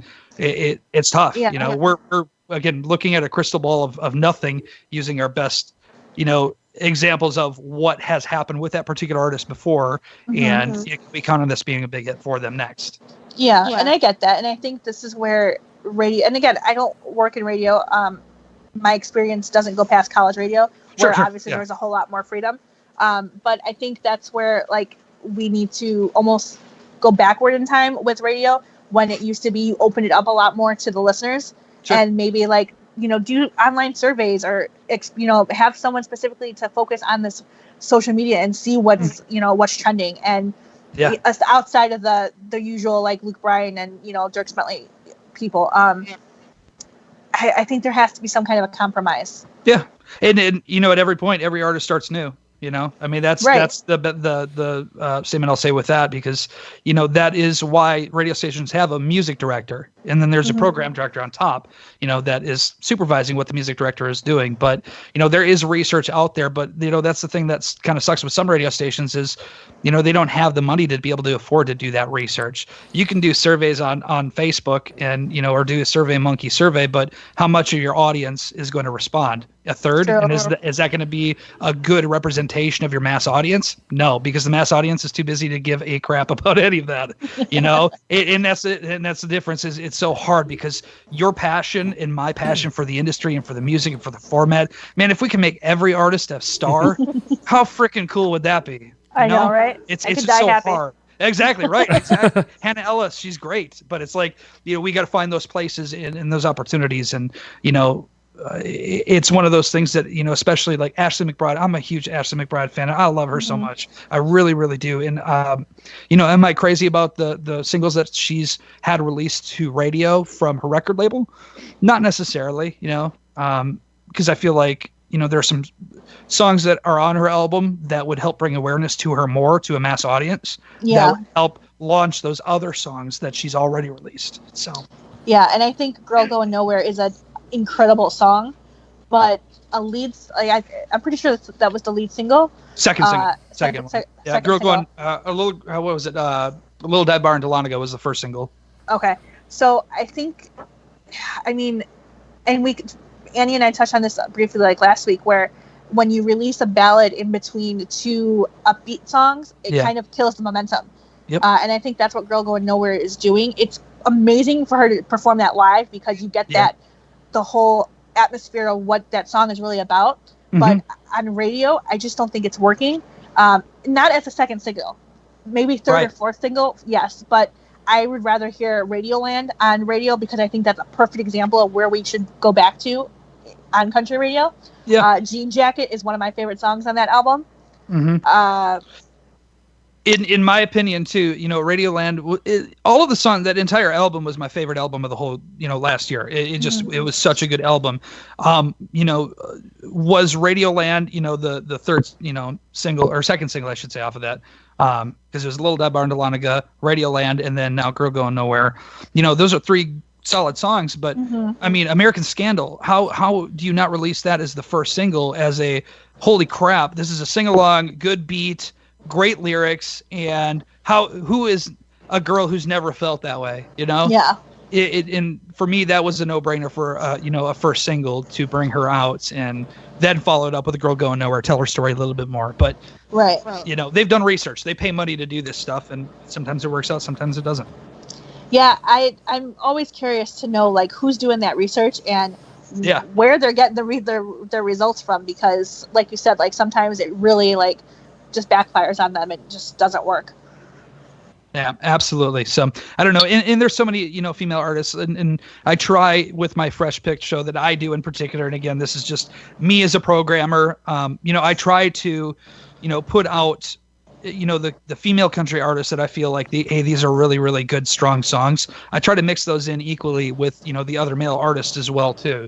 And it's hard because, some of the radio programmers that have, the big power when it comes to, programming their station and choosing what music flies, they may not go with the heartfelt song that is from this female artist, Miranda Lambert, Tin Man. What a great song that was. But it didn't do anything because, it was one of those, it was so sad and so depressing that some of these programmers in these bigger cities are basing their music decisions off of how is the song going to flow to the next song? How is it going to sound, musically, sonically to, again, the mass audience, to the point where, is it going to bring the sound way down to the point where we're going to have them tune out? They're going to turn the station to something else to get something more happy because the song is so sad. Yeah. And again, it's a crystal ball of mystery of who the hell knows. And sometimes, like you said, it works out where you take a chance on a song like Tin Man and it can have the opposite effect where it just 100%. goes over really well. But unfortunately, I think overall that just doesn't happen because the average, like you said, the average listener, the casual music fan wants to hear something upbeat.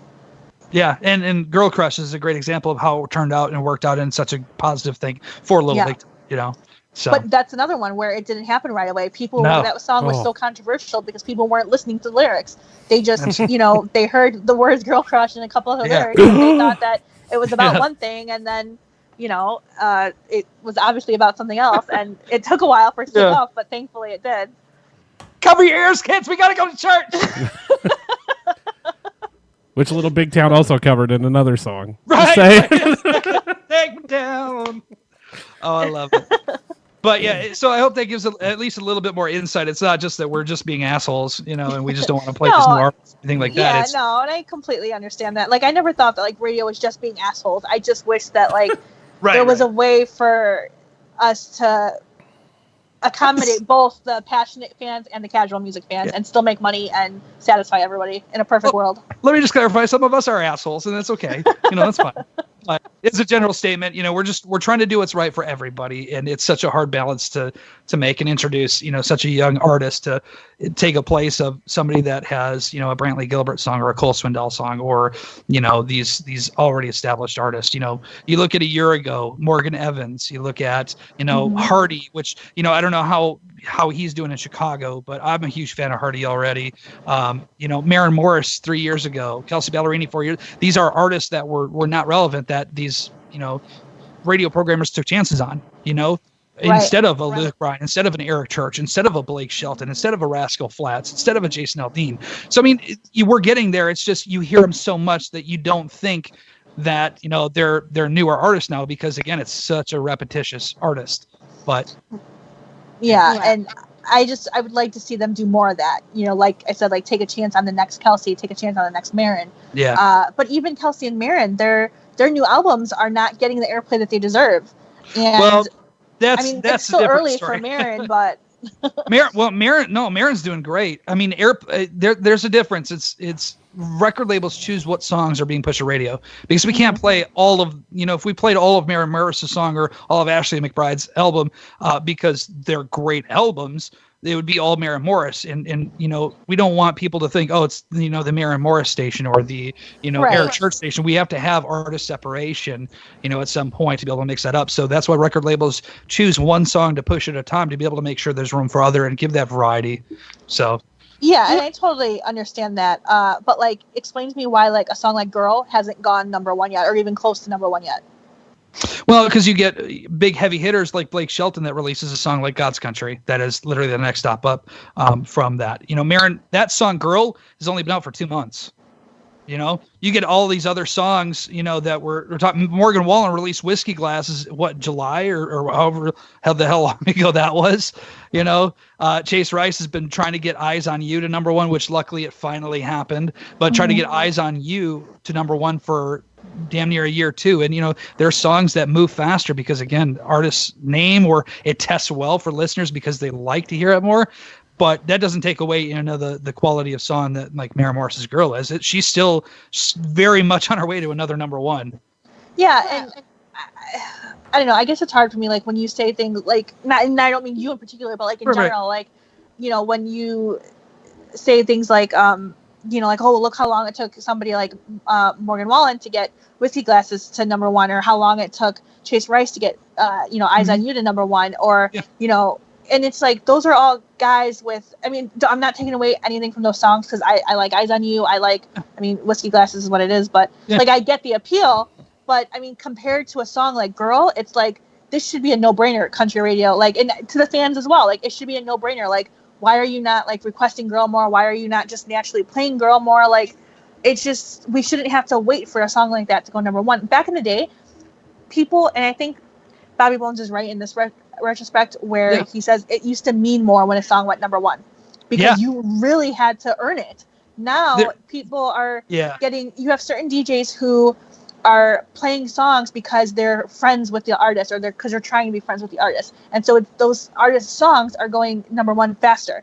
And I mean, literally, like, hardly any other than Luke Combs and maybe like a Dirks or something, hardly anybody's songs stay number one for more than like maybe a week or two. And back in the day, it used to be somebody like Kenny Chesney and you know, whoever had songs at number one for weeks, whatever. I mean, they were breaking records, just like Florida Georgia Line and Cruise. You don't get those records anymore. Absolutely. I think the closest we're coming is Luke Combs. And let me throw this out there too, that that, you know, my statements here, again, a gross generalization of again, country radio is a broad spectrum. Now, I will absolutely agree with your point. Is there a problem with country radio? Absolutely, there is a problem with country radio, and that's undeniable, right? These, like, the statements that I've made so far have been, again, general statements as to what a radio programmer goes through. Now let's throw in that wrench that you were kind of alluding to. You know, Bobby Bones, a perfect example of what he says is, you know, it used to mean more when songs used to be number one or go number one, 1,000%, because now, since the conglomeration of certain radio companies that are billions of dollars in debt, not that I'm gonna say anything, but it hurts my iHeart to say this. But you get these stations and these companies that are putting out these corporate mandates and saying that you have to play this song. This is the song that we need you to play. And whatever reason it is, and I can't say because, you know, again, I'm not at that large corporate level in Atlanta, Georgia, or wherever these, you know, companies are based to making these decisions. But you get these other, you know, fingers or hands in the mix, in this, you know, a mix of what the recipe of the station is to tell you what you should or should not play. So is there something flawed? Absolutely. It's not the same as what it used to be before, you know, the conglomerations of stations. But just know that there are people out there like me that are so passionate about country radio and country music that, you know, we do want the best song to win. That is essentially it. And, you know, it's hard to have, you know, a Maren Morris song, Girl, that you love, and it's a great song. Man, she's got a great voice, and she, I would even say she's a country sound. She's a Maren Morris sound, right? She's got that voice. But then you got this badass, awesome, rip the knob off the damn radio, God's Country, that is so freaking good. I love this song. I love this song. That it's like, how do you, after you have a song that you've heard so many times already, like Girl, how do you not want to play God's Country more than that? You know? I know. That's the tough battle, you know, too. That's in there. So. Yeah, and I definitely feel you on that. Like, I agree. Like, I love God's Country just as much as I love Girl, and it's almost like you have to be in two separate kind of moods to want to play them both. But yeah, you're right. It's like, how do you choose one over the other?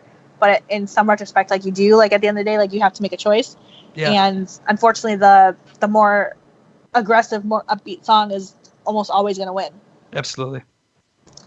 And so, speaking of people like Maren Morris who are struggling to get number ones, even though they're super successful on tour and social media and trending, even with radio play, they're still struggling because they're not getting nearly the same amount of number ones as a male country artist.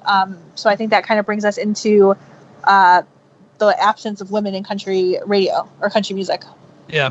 Well, and that I kind of alluded to it a little bit with Ashley and talking about these other, female artists that, is there an absence of it? I mean, it's unmistakable to say that, you've got Kelsey Ballerini right now, who is, and I hate using these charts because that's such a skewed way to look at it, but Kelsey Ballerini, number 6 on the media base chart, and Maren Morris is number 14. Those are the only, and Lindsay L with Brantley Gilbert, the only 3 into the top 20.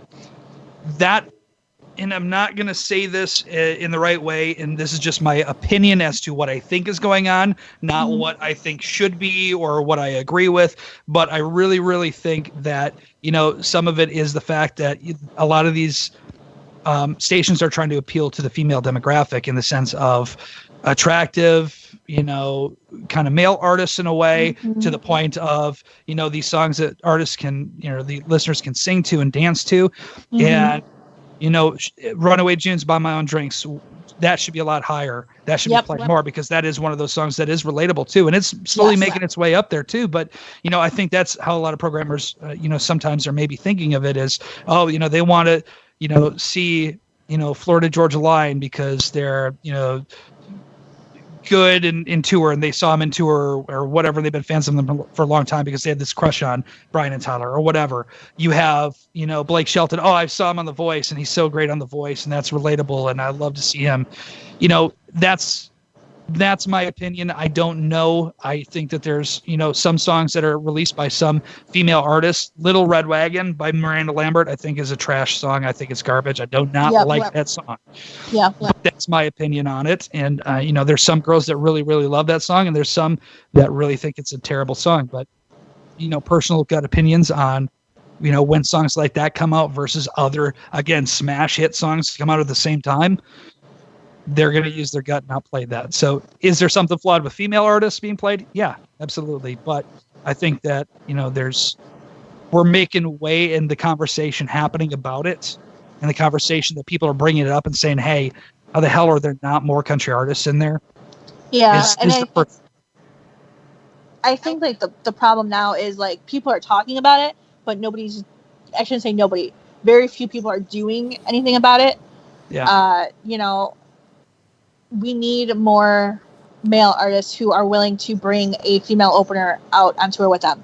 Yeah. I think it was a couple years ago when Florida Georgia Line had the big tour with Nelly and Chris Lane and Backstreet Boys. Or was it Backstreet Boys? And they had to go to other genres before they took an artist from their own genre out on tour with them, and that's just not okay.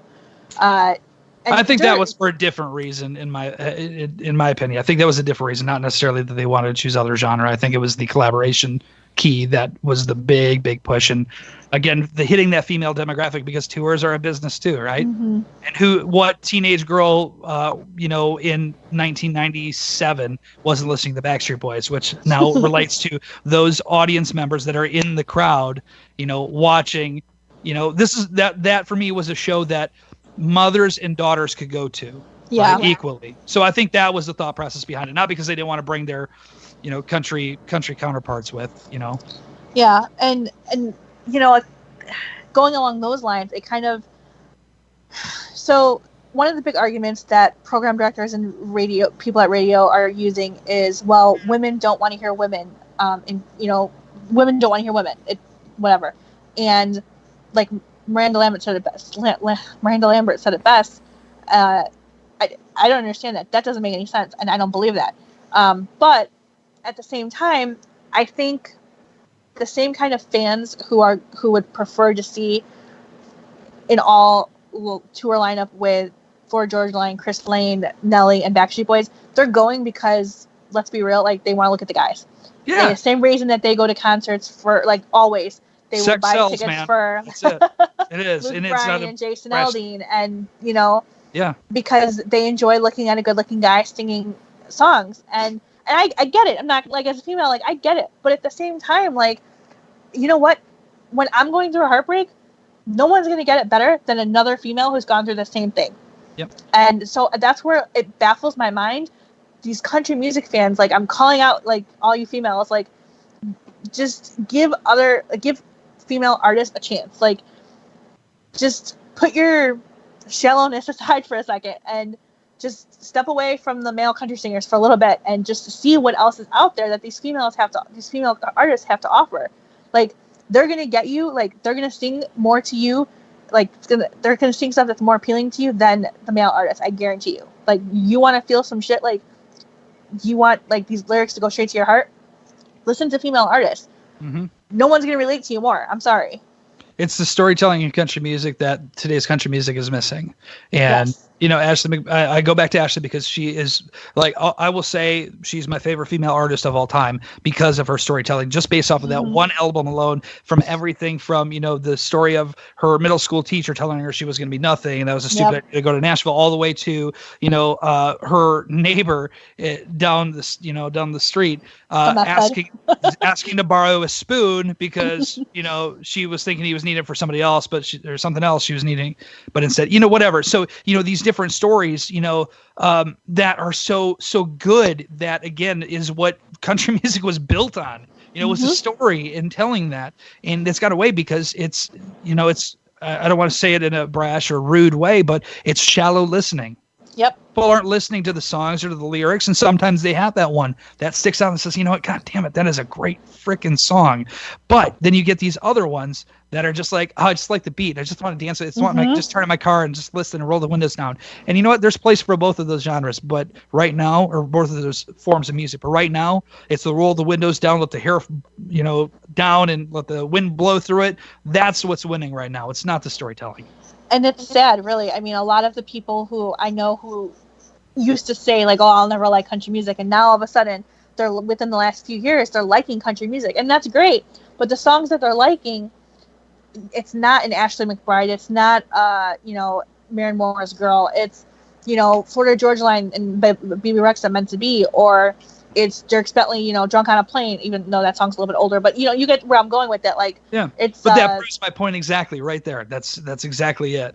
You know, what's changed from, you know, back to the day when they hated country music to now why they like country music. And ultimately, it's a business. Right. And you know what, to be honest with you, I think a big part of the problem too is certain websites, certain entertainment sites that promote this misconstrued idea of what they think country music is, this country lifestyle. And, you know, I said this before, back in the day, the stereotype of country music back in the 90s used to be, oh, well, you know, my tractor broke, my truck broke, my dog died, my wife left me, et cetera. You know, like that, to people, that was a country song.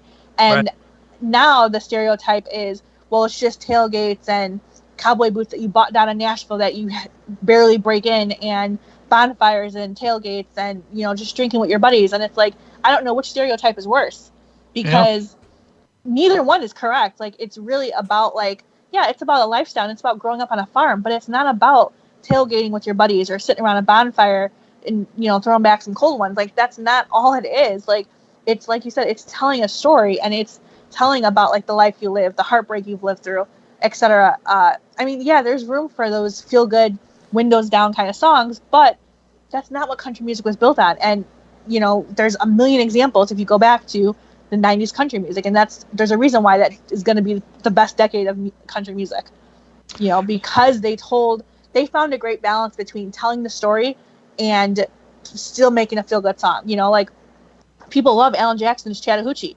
Is it a Grammy winning song? No, but it's fun, and yet it still has that traditional sound to it. Yep, and I will say that there's, you know, everybody's got their own perception as to what is and what is not country music, and that is going to be, again, up for everybody's own personal interpretation. But at the end of the day, in my opinion, it could be a mixture of the instruments used, you know, using a banjo, using a fiddle, it's steel guitar. It can be, you know, the storytelling, you know. Speechless is an example of one of the biggest songs in country. But is it, you know, truly a country music song? Yeah, that's up for debate, you know, versus a Cody Johnson, On My Way to You, you know. Right. It's personal interpretation, and I see, you know, examples of both of them, and you know, how they both can relate. But at the end of the day, you're going to have your own decision and your own opinion on that. And so that actually brings me to a question that I've been wanting to pose for a while, which is, what makes a country song a country song? You know, this week was it the end of last week or earlier this week at work?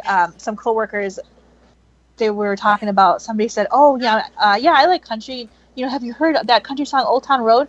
And I had to give them the dirtiest look. And then they know like how I get with music, so they didn't take it personally.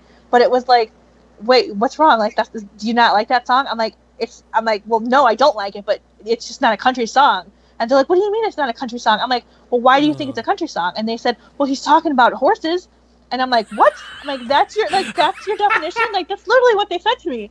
And I had to be like, just because he's talking about a horse doesn't mean it's a country song. And he's like, well, Billy Ray Cyrus is on the remix. I'm like, that doesn't make it a country song either. And then their argument was, well, Florida Georgia Line's country. And then I had to say, okay, look, I kind of had to break it down to them because, yeah, so Florida Georgia Line, their first album, great. It was a great, fresh, brand, like new brand of country music. Since then, it's iffy. They really blur the lines of country and hip hop and pop, whatever. Whoa! You can't say I ain't country. Sorry. That just came out. That's their album name. That's not exactly what I'm sorry. Don't even get me started on that album. Yeah. But I mean, they're an example of, no, their sound may not be country, but if you go back to their lyrics, again, not so much on this new album, but the last three albums, the lyrics at least were more country and told stories. Great. Not all the songs, but some of them. Dig Your Roots album, the song While He's Still Around. Holy crap! If that isn't the most country song, yes, like exactly, 100%. So I absolutely agree. Grow Old With You, yeah, exactly. Yeah. So that's why I kind of had to explain that to them, and they just weren't getting it. And then they're like, "Well, what do you think Old Town Road is?" I'm like, "It's a hip hop rap song," and they're like, "No, it's not." I'm like, "What do you mean it's not?"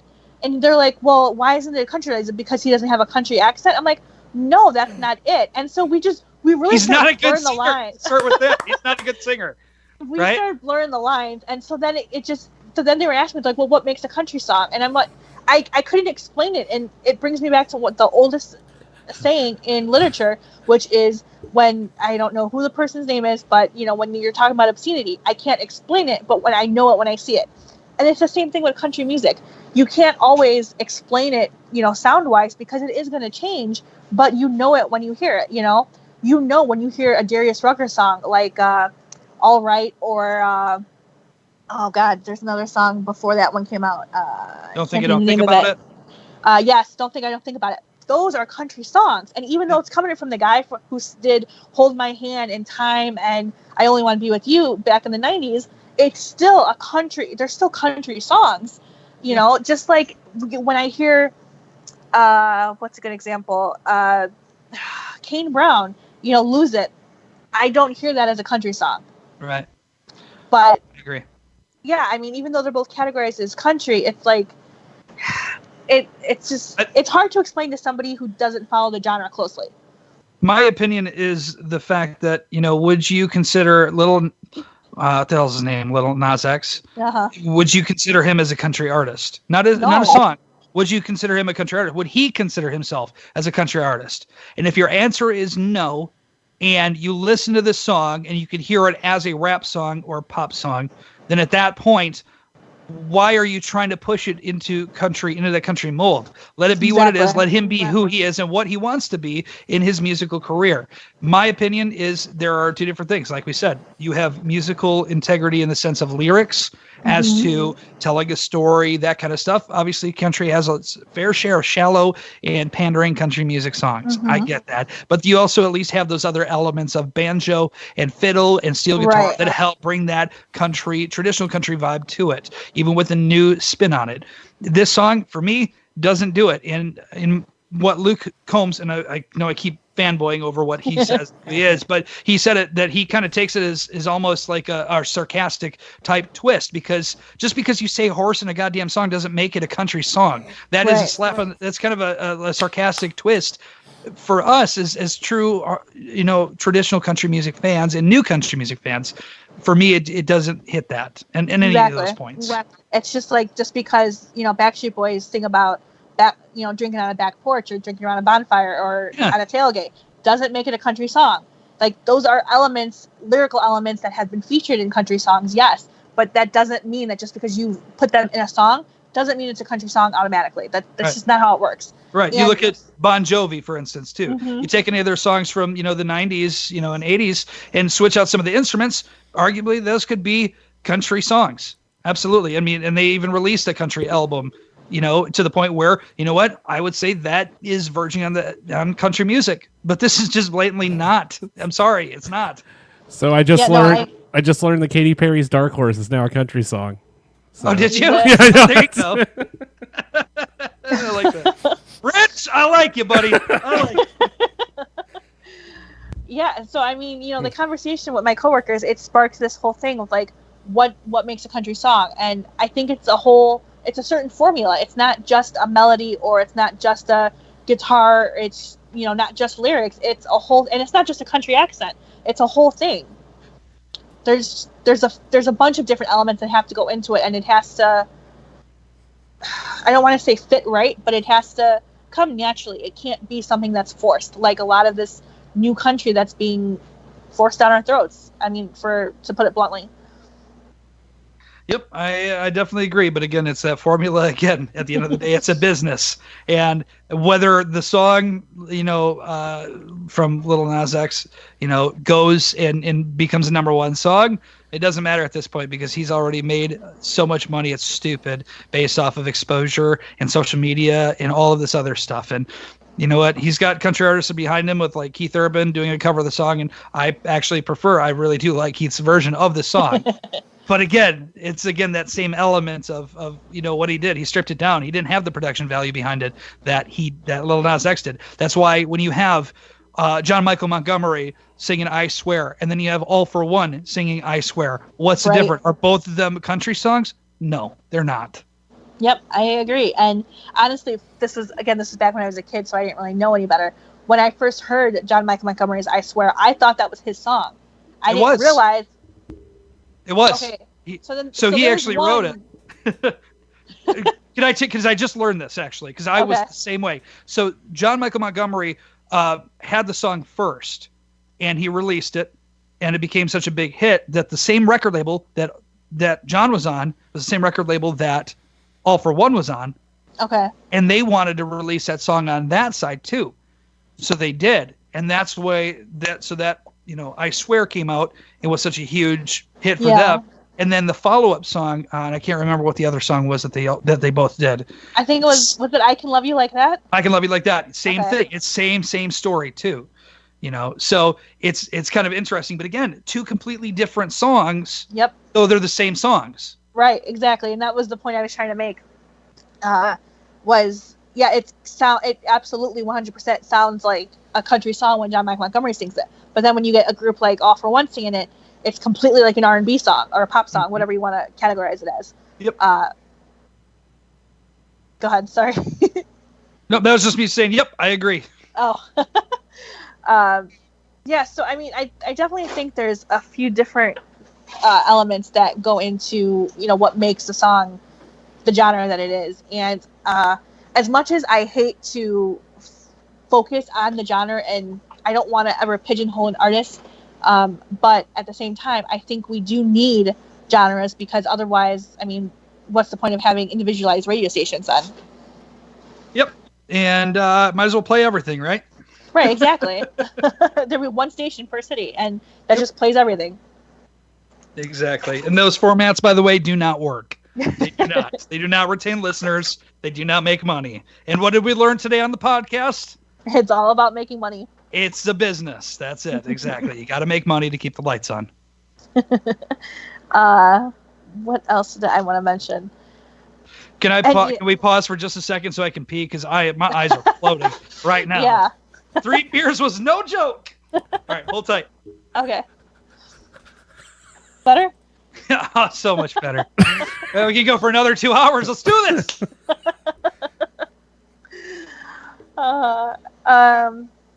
Yeah, so there wasn't something else. So I don't understand how artists an artist like Brothers Osborne, who I'm not really crazy about, and I usually don't agree with some of the things that they say.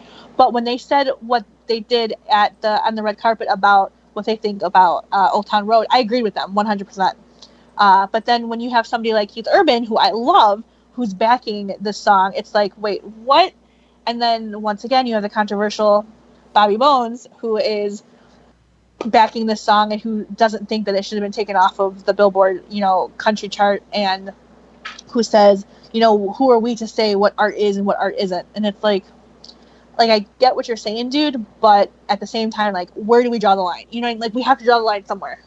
Well, and that's so, I respect Bobby and everything he's been able to build for himself. Mm-hmm. And, looking at the Keith versus, Brothers Osborne, just look at the sound of both of those artists.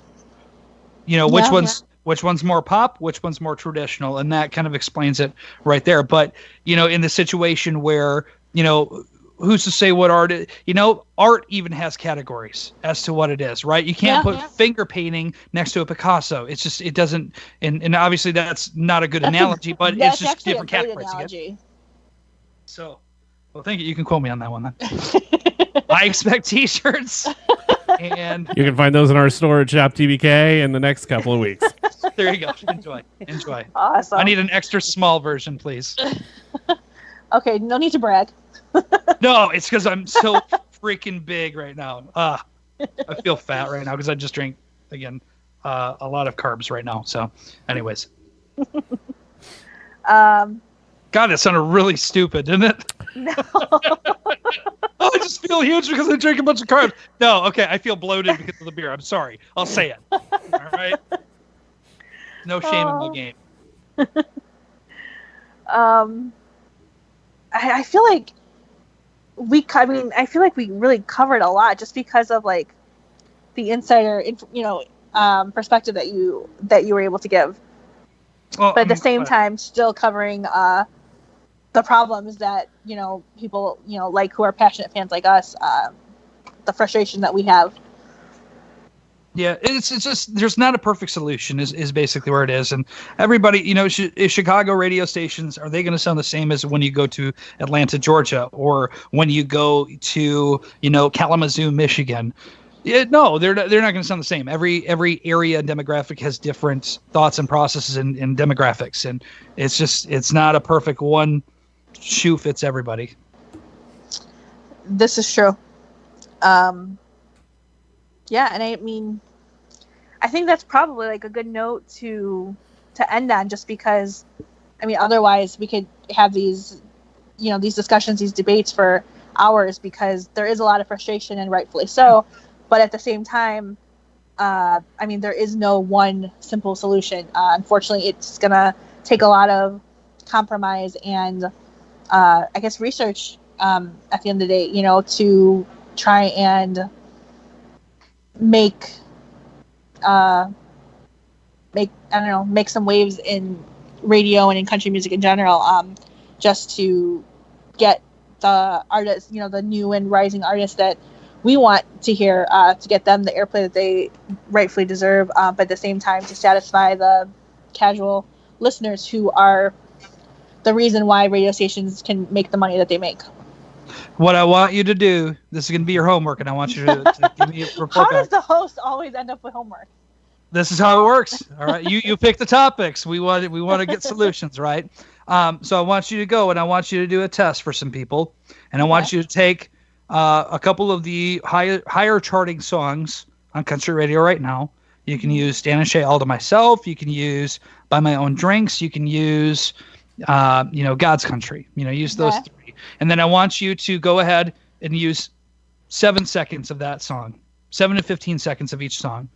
And then I want you to go ahead and pick 3 of your other artists that are indie, unsigned artists. And I want you to play those as well. And I want you to tell me what songs people want to hear more. Okay. Because it'll be a fun little trick, right? To just see what everybody hears and what they want to hear. Because at the end of the day, the name of the game is familiarity. And if they're familiar with the voices, if they're familiar with the songs, they'll probably choose those songs. And this is, it's just, it sucks to say it that way because I don't want other artists to feel like they're underdogs, but at the end of the day, it is, if you're going up and you're playing with the Patriots and you are a freshman, right. Or, first year rookie trying to go up against Tom Brady, that's a hard battle, right? True. So you got to prove yourself. That's it. That's what I'll say. And Patrick Mahomes almost did that. Thank you. Well, okay. As a Packer fan, Matt Flynn, same thing. Yes. Right? Yes. You know what I'm saying. So, it's tough. But again, it's one of those things. You might have one song, you might have one really great game, but at the end of the day, is it going to be a great season? That's tough. But what sucks is that we're catering to the casual music fans. Like, there are people who claimed, like, I know people who will say, like, oh yeah, I love so and so. I love Luke Bryan, but they can't name more than like the main singles off of that have been played on the radio religiously. Mm-hmm. And it's like, why we cater to me, like, to me, like, if you love an artist, you should be able to go through their catalog frontward and backward, and not just naming the radio singles. I can argue this. Go ahead. No, because it's music. It's the playlist. It's the Apple thing now. Because you're only going to search out the songs you want to listen to. Yeah. Yep. And on the other side of things too is catering to those listeners. Why is that? Why do we cater to those listeners? Because that's the majority. That's the mass. There's a 10-to-1 ratio of those casual listeners because they don't have time to go and pick and curate their own playlist. That's why they choose listening to the radio. Because they don't have the time and they don't want to take the time and the effort. They want us to do that for them, right? That's the same thing with Sirius XM. That's the same thing with Pandora. That's the same thing with some of these Spotify playlists. It's because they don't want to do that. They want us. They trust what they hear on the radio. And is that going to be a winner takes all for everything? No, because again, there's listeners like you and I, and that's where these other listeners that are more passionate and more, I'll say, intrusive in the format. Why it's so important that their voices are heard. Yeah. So. Yeah, it's definitely it's definitely an uphill battle. I'll say that. It is. It absolutely is. Because not everybody's passionate. I mean, there's people who are passionate about TV shows, Game of Thrones.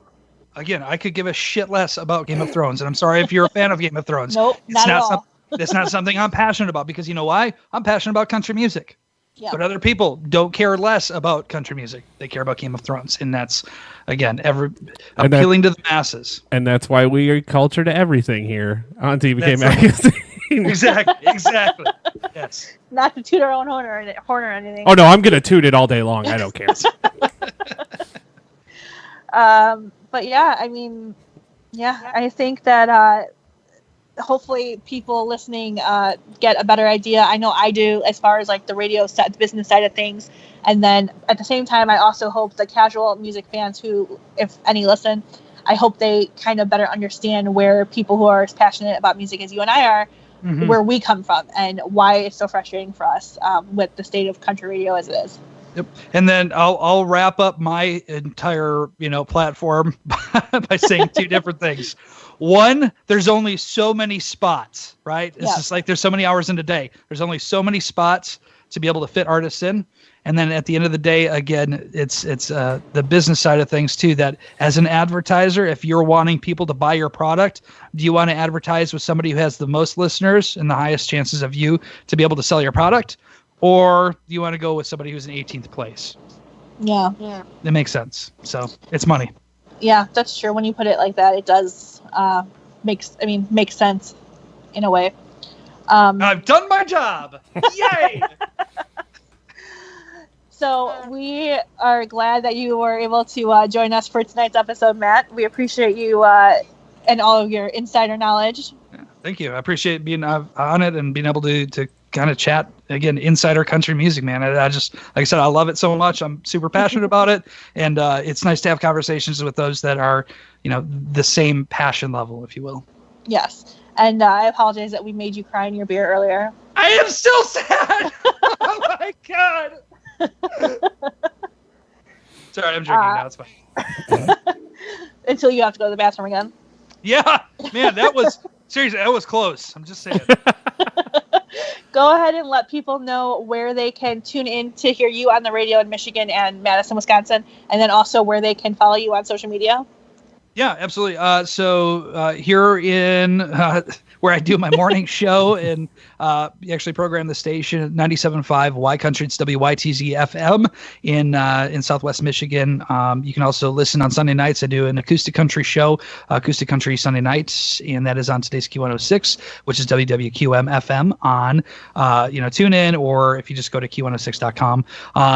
In Grand Rapids, Michigan, I'm on two different stations, WTNR, which is Thunder 107.3, and you can check out them on socials. I'm on Saturdays and Sundays from 2 until 7, and then I will be on a AAA station, which is really cool because it's a little bit outside of my comfort zone with country music, but it blends so perfectly with country music as well, and that is 94.5 the Q. It's or the Q94.5 is the brand that we go with, and that's a really, really cool station too. So I'm everywhere in socials, Matt Malone Radio on Facebook and on Instagram. And I think everyone's question right now is, when do you find time to sleep? I got a morning show in 6 hours, so I don't. You are one busy person. Yeah, exactly. I love it though. I wouldn't change. I'm stupid lucky to have the job I have. So I'm again very well aware of that. And so next week we will be back with more insider country information, because next week we'll have my buddy Pat on, and he is in Nashville. Him and his wife moved there a few years ago, and he has got some great insider stories to tell us, more on the personal level and a little bit less on the business side. So it'll be interesting to share that perspective with our listeners. And then obviously we'll have more new music, more new tour announcements, and all kinds of fun stuff. And go follow us on, go like our Facebook page, Striking a Chord, as well as TBK Magazine. And then you can follow Striking a Chord on Instagram and Twitter. Instagram is just at Striking a Chord. Twitter is at Striking a Chord 6. And go to Apple Music or Spotify, wherever you listen to your podcasts, and give us a 5-star review, preferably. Obviously, if you don't think we're worth 5 stars, that's cool. But most importantly, just leave us a review, rate us, tell us what you want to hear more or less of, so we know how we're doing, and tell your friends, share the podcast with them, and send any hate mail or questions or compliments. All to me. You can send them to strikingachordofficial@gmail.com. And until next time, happy listening.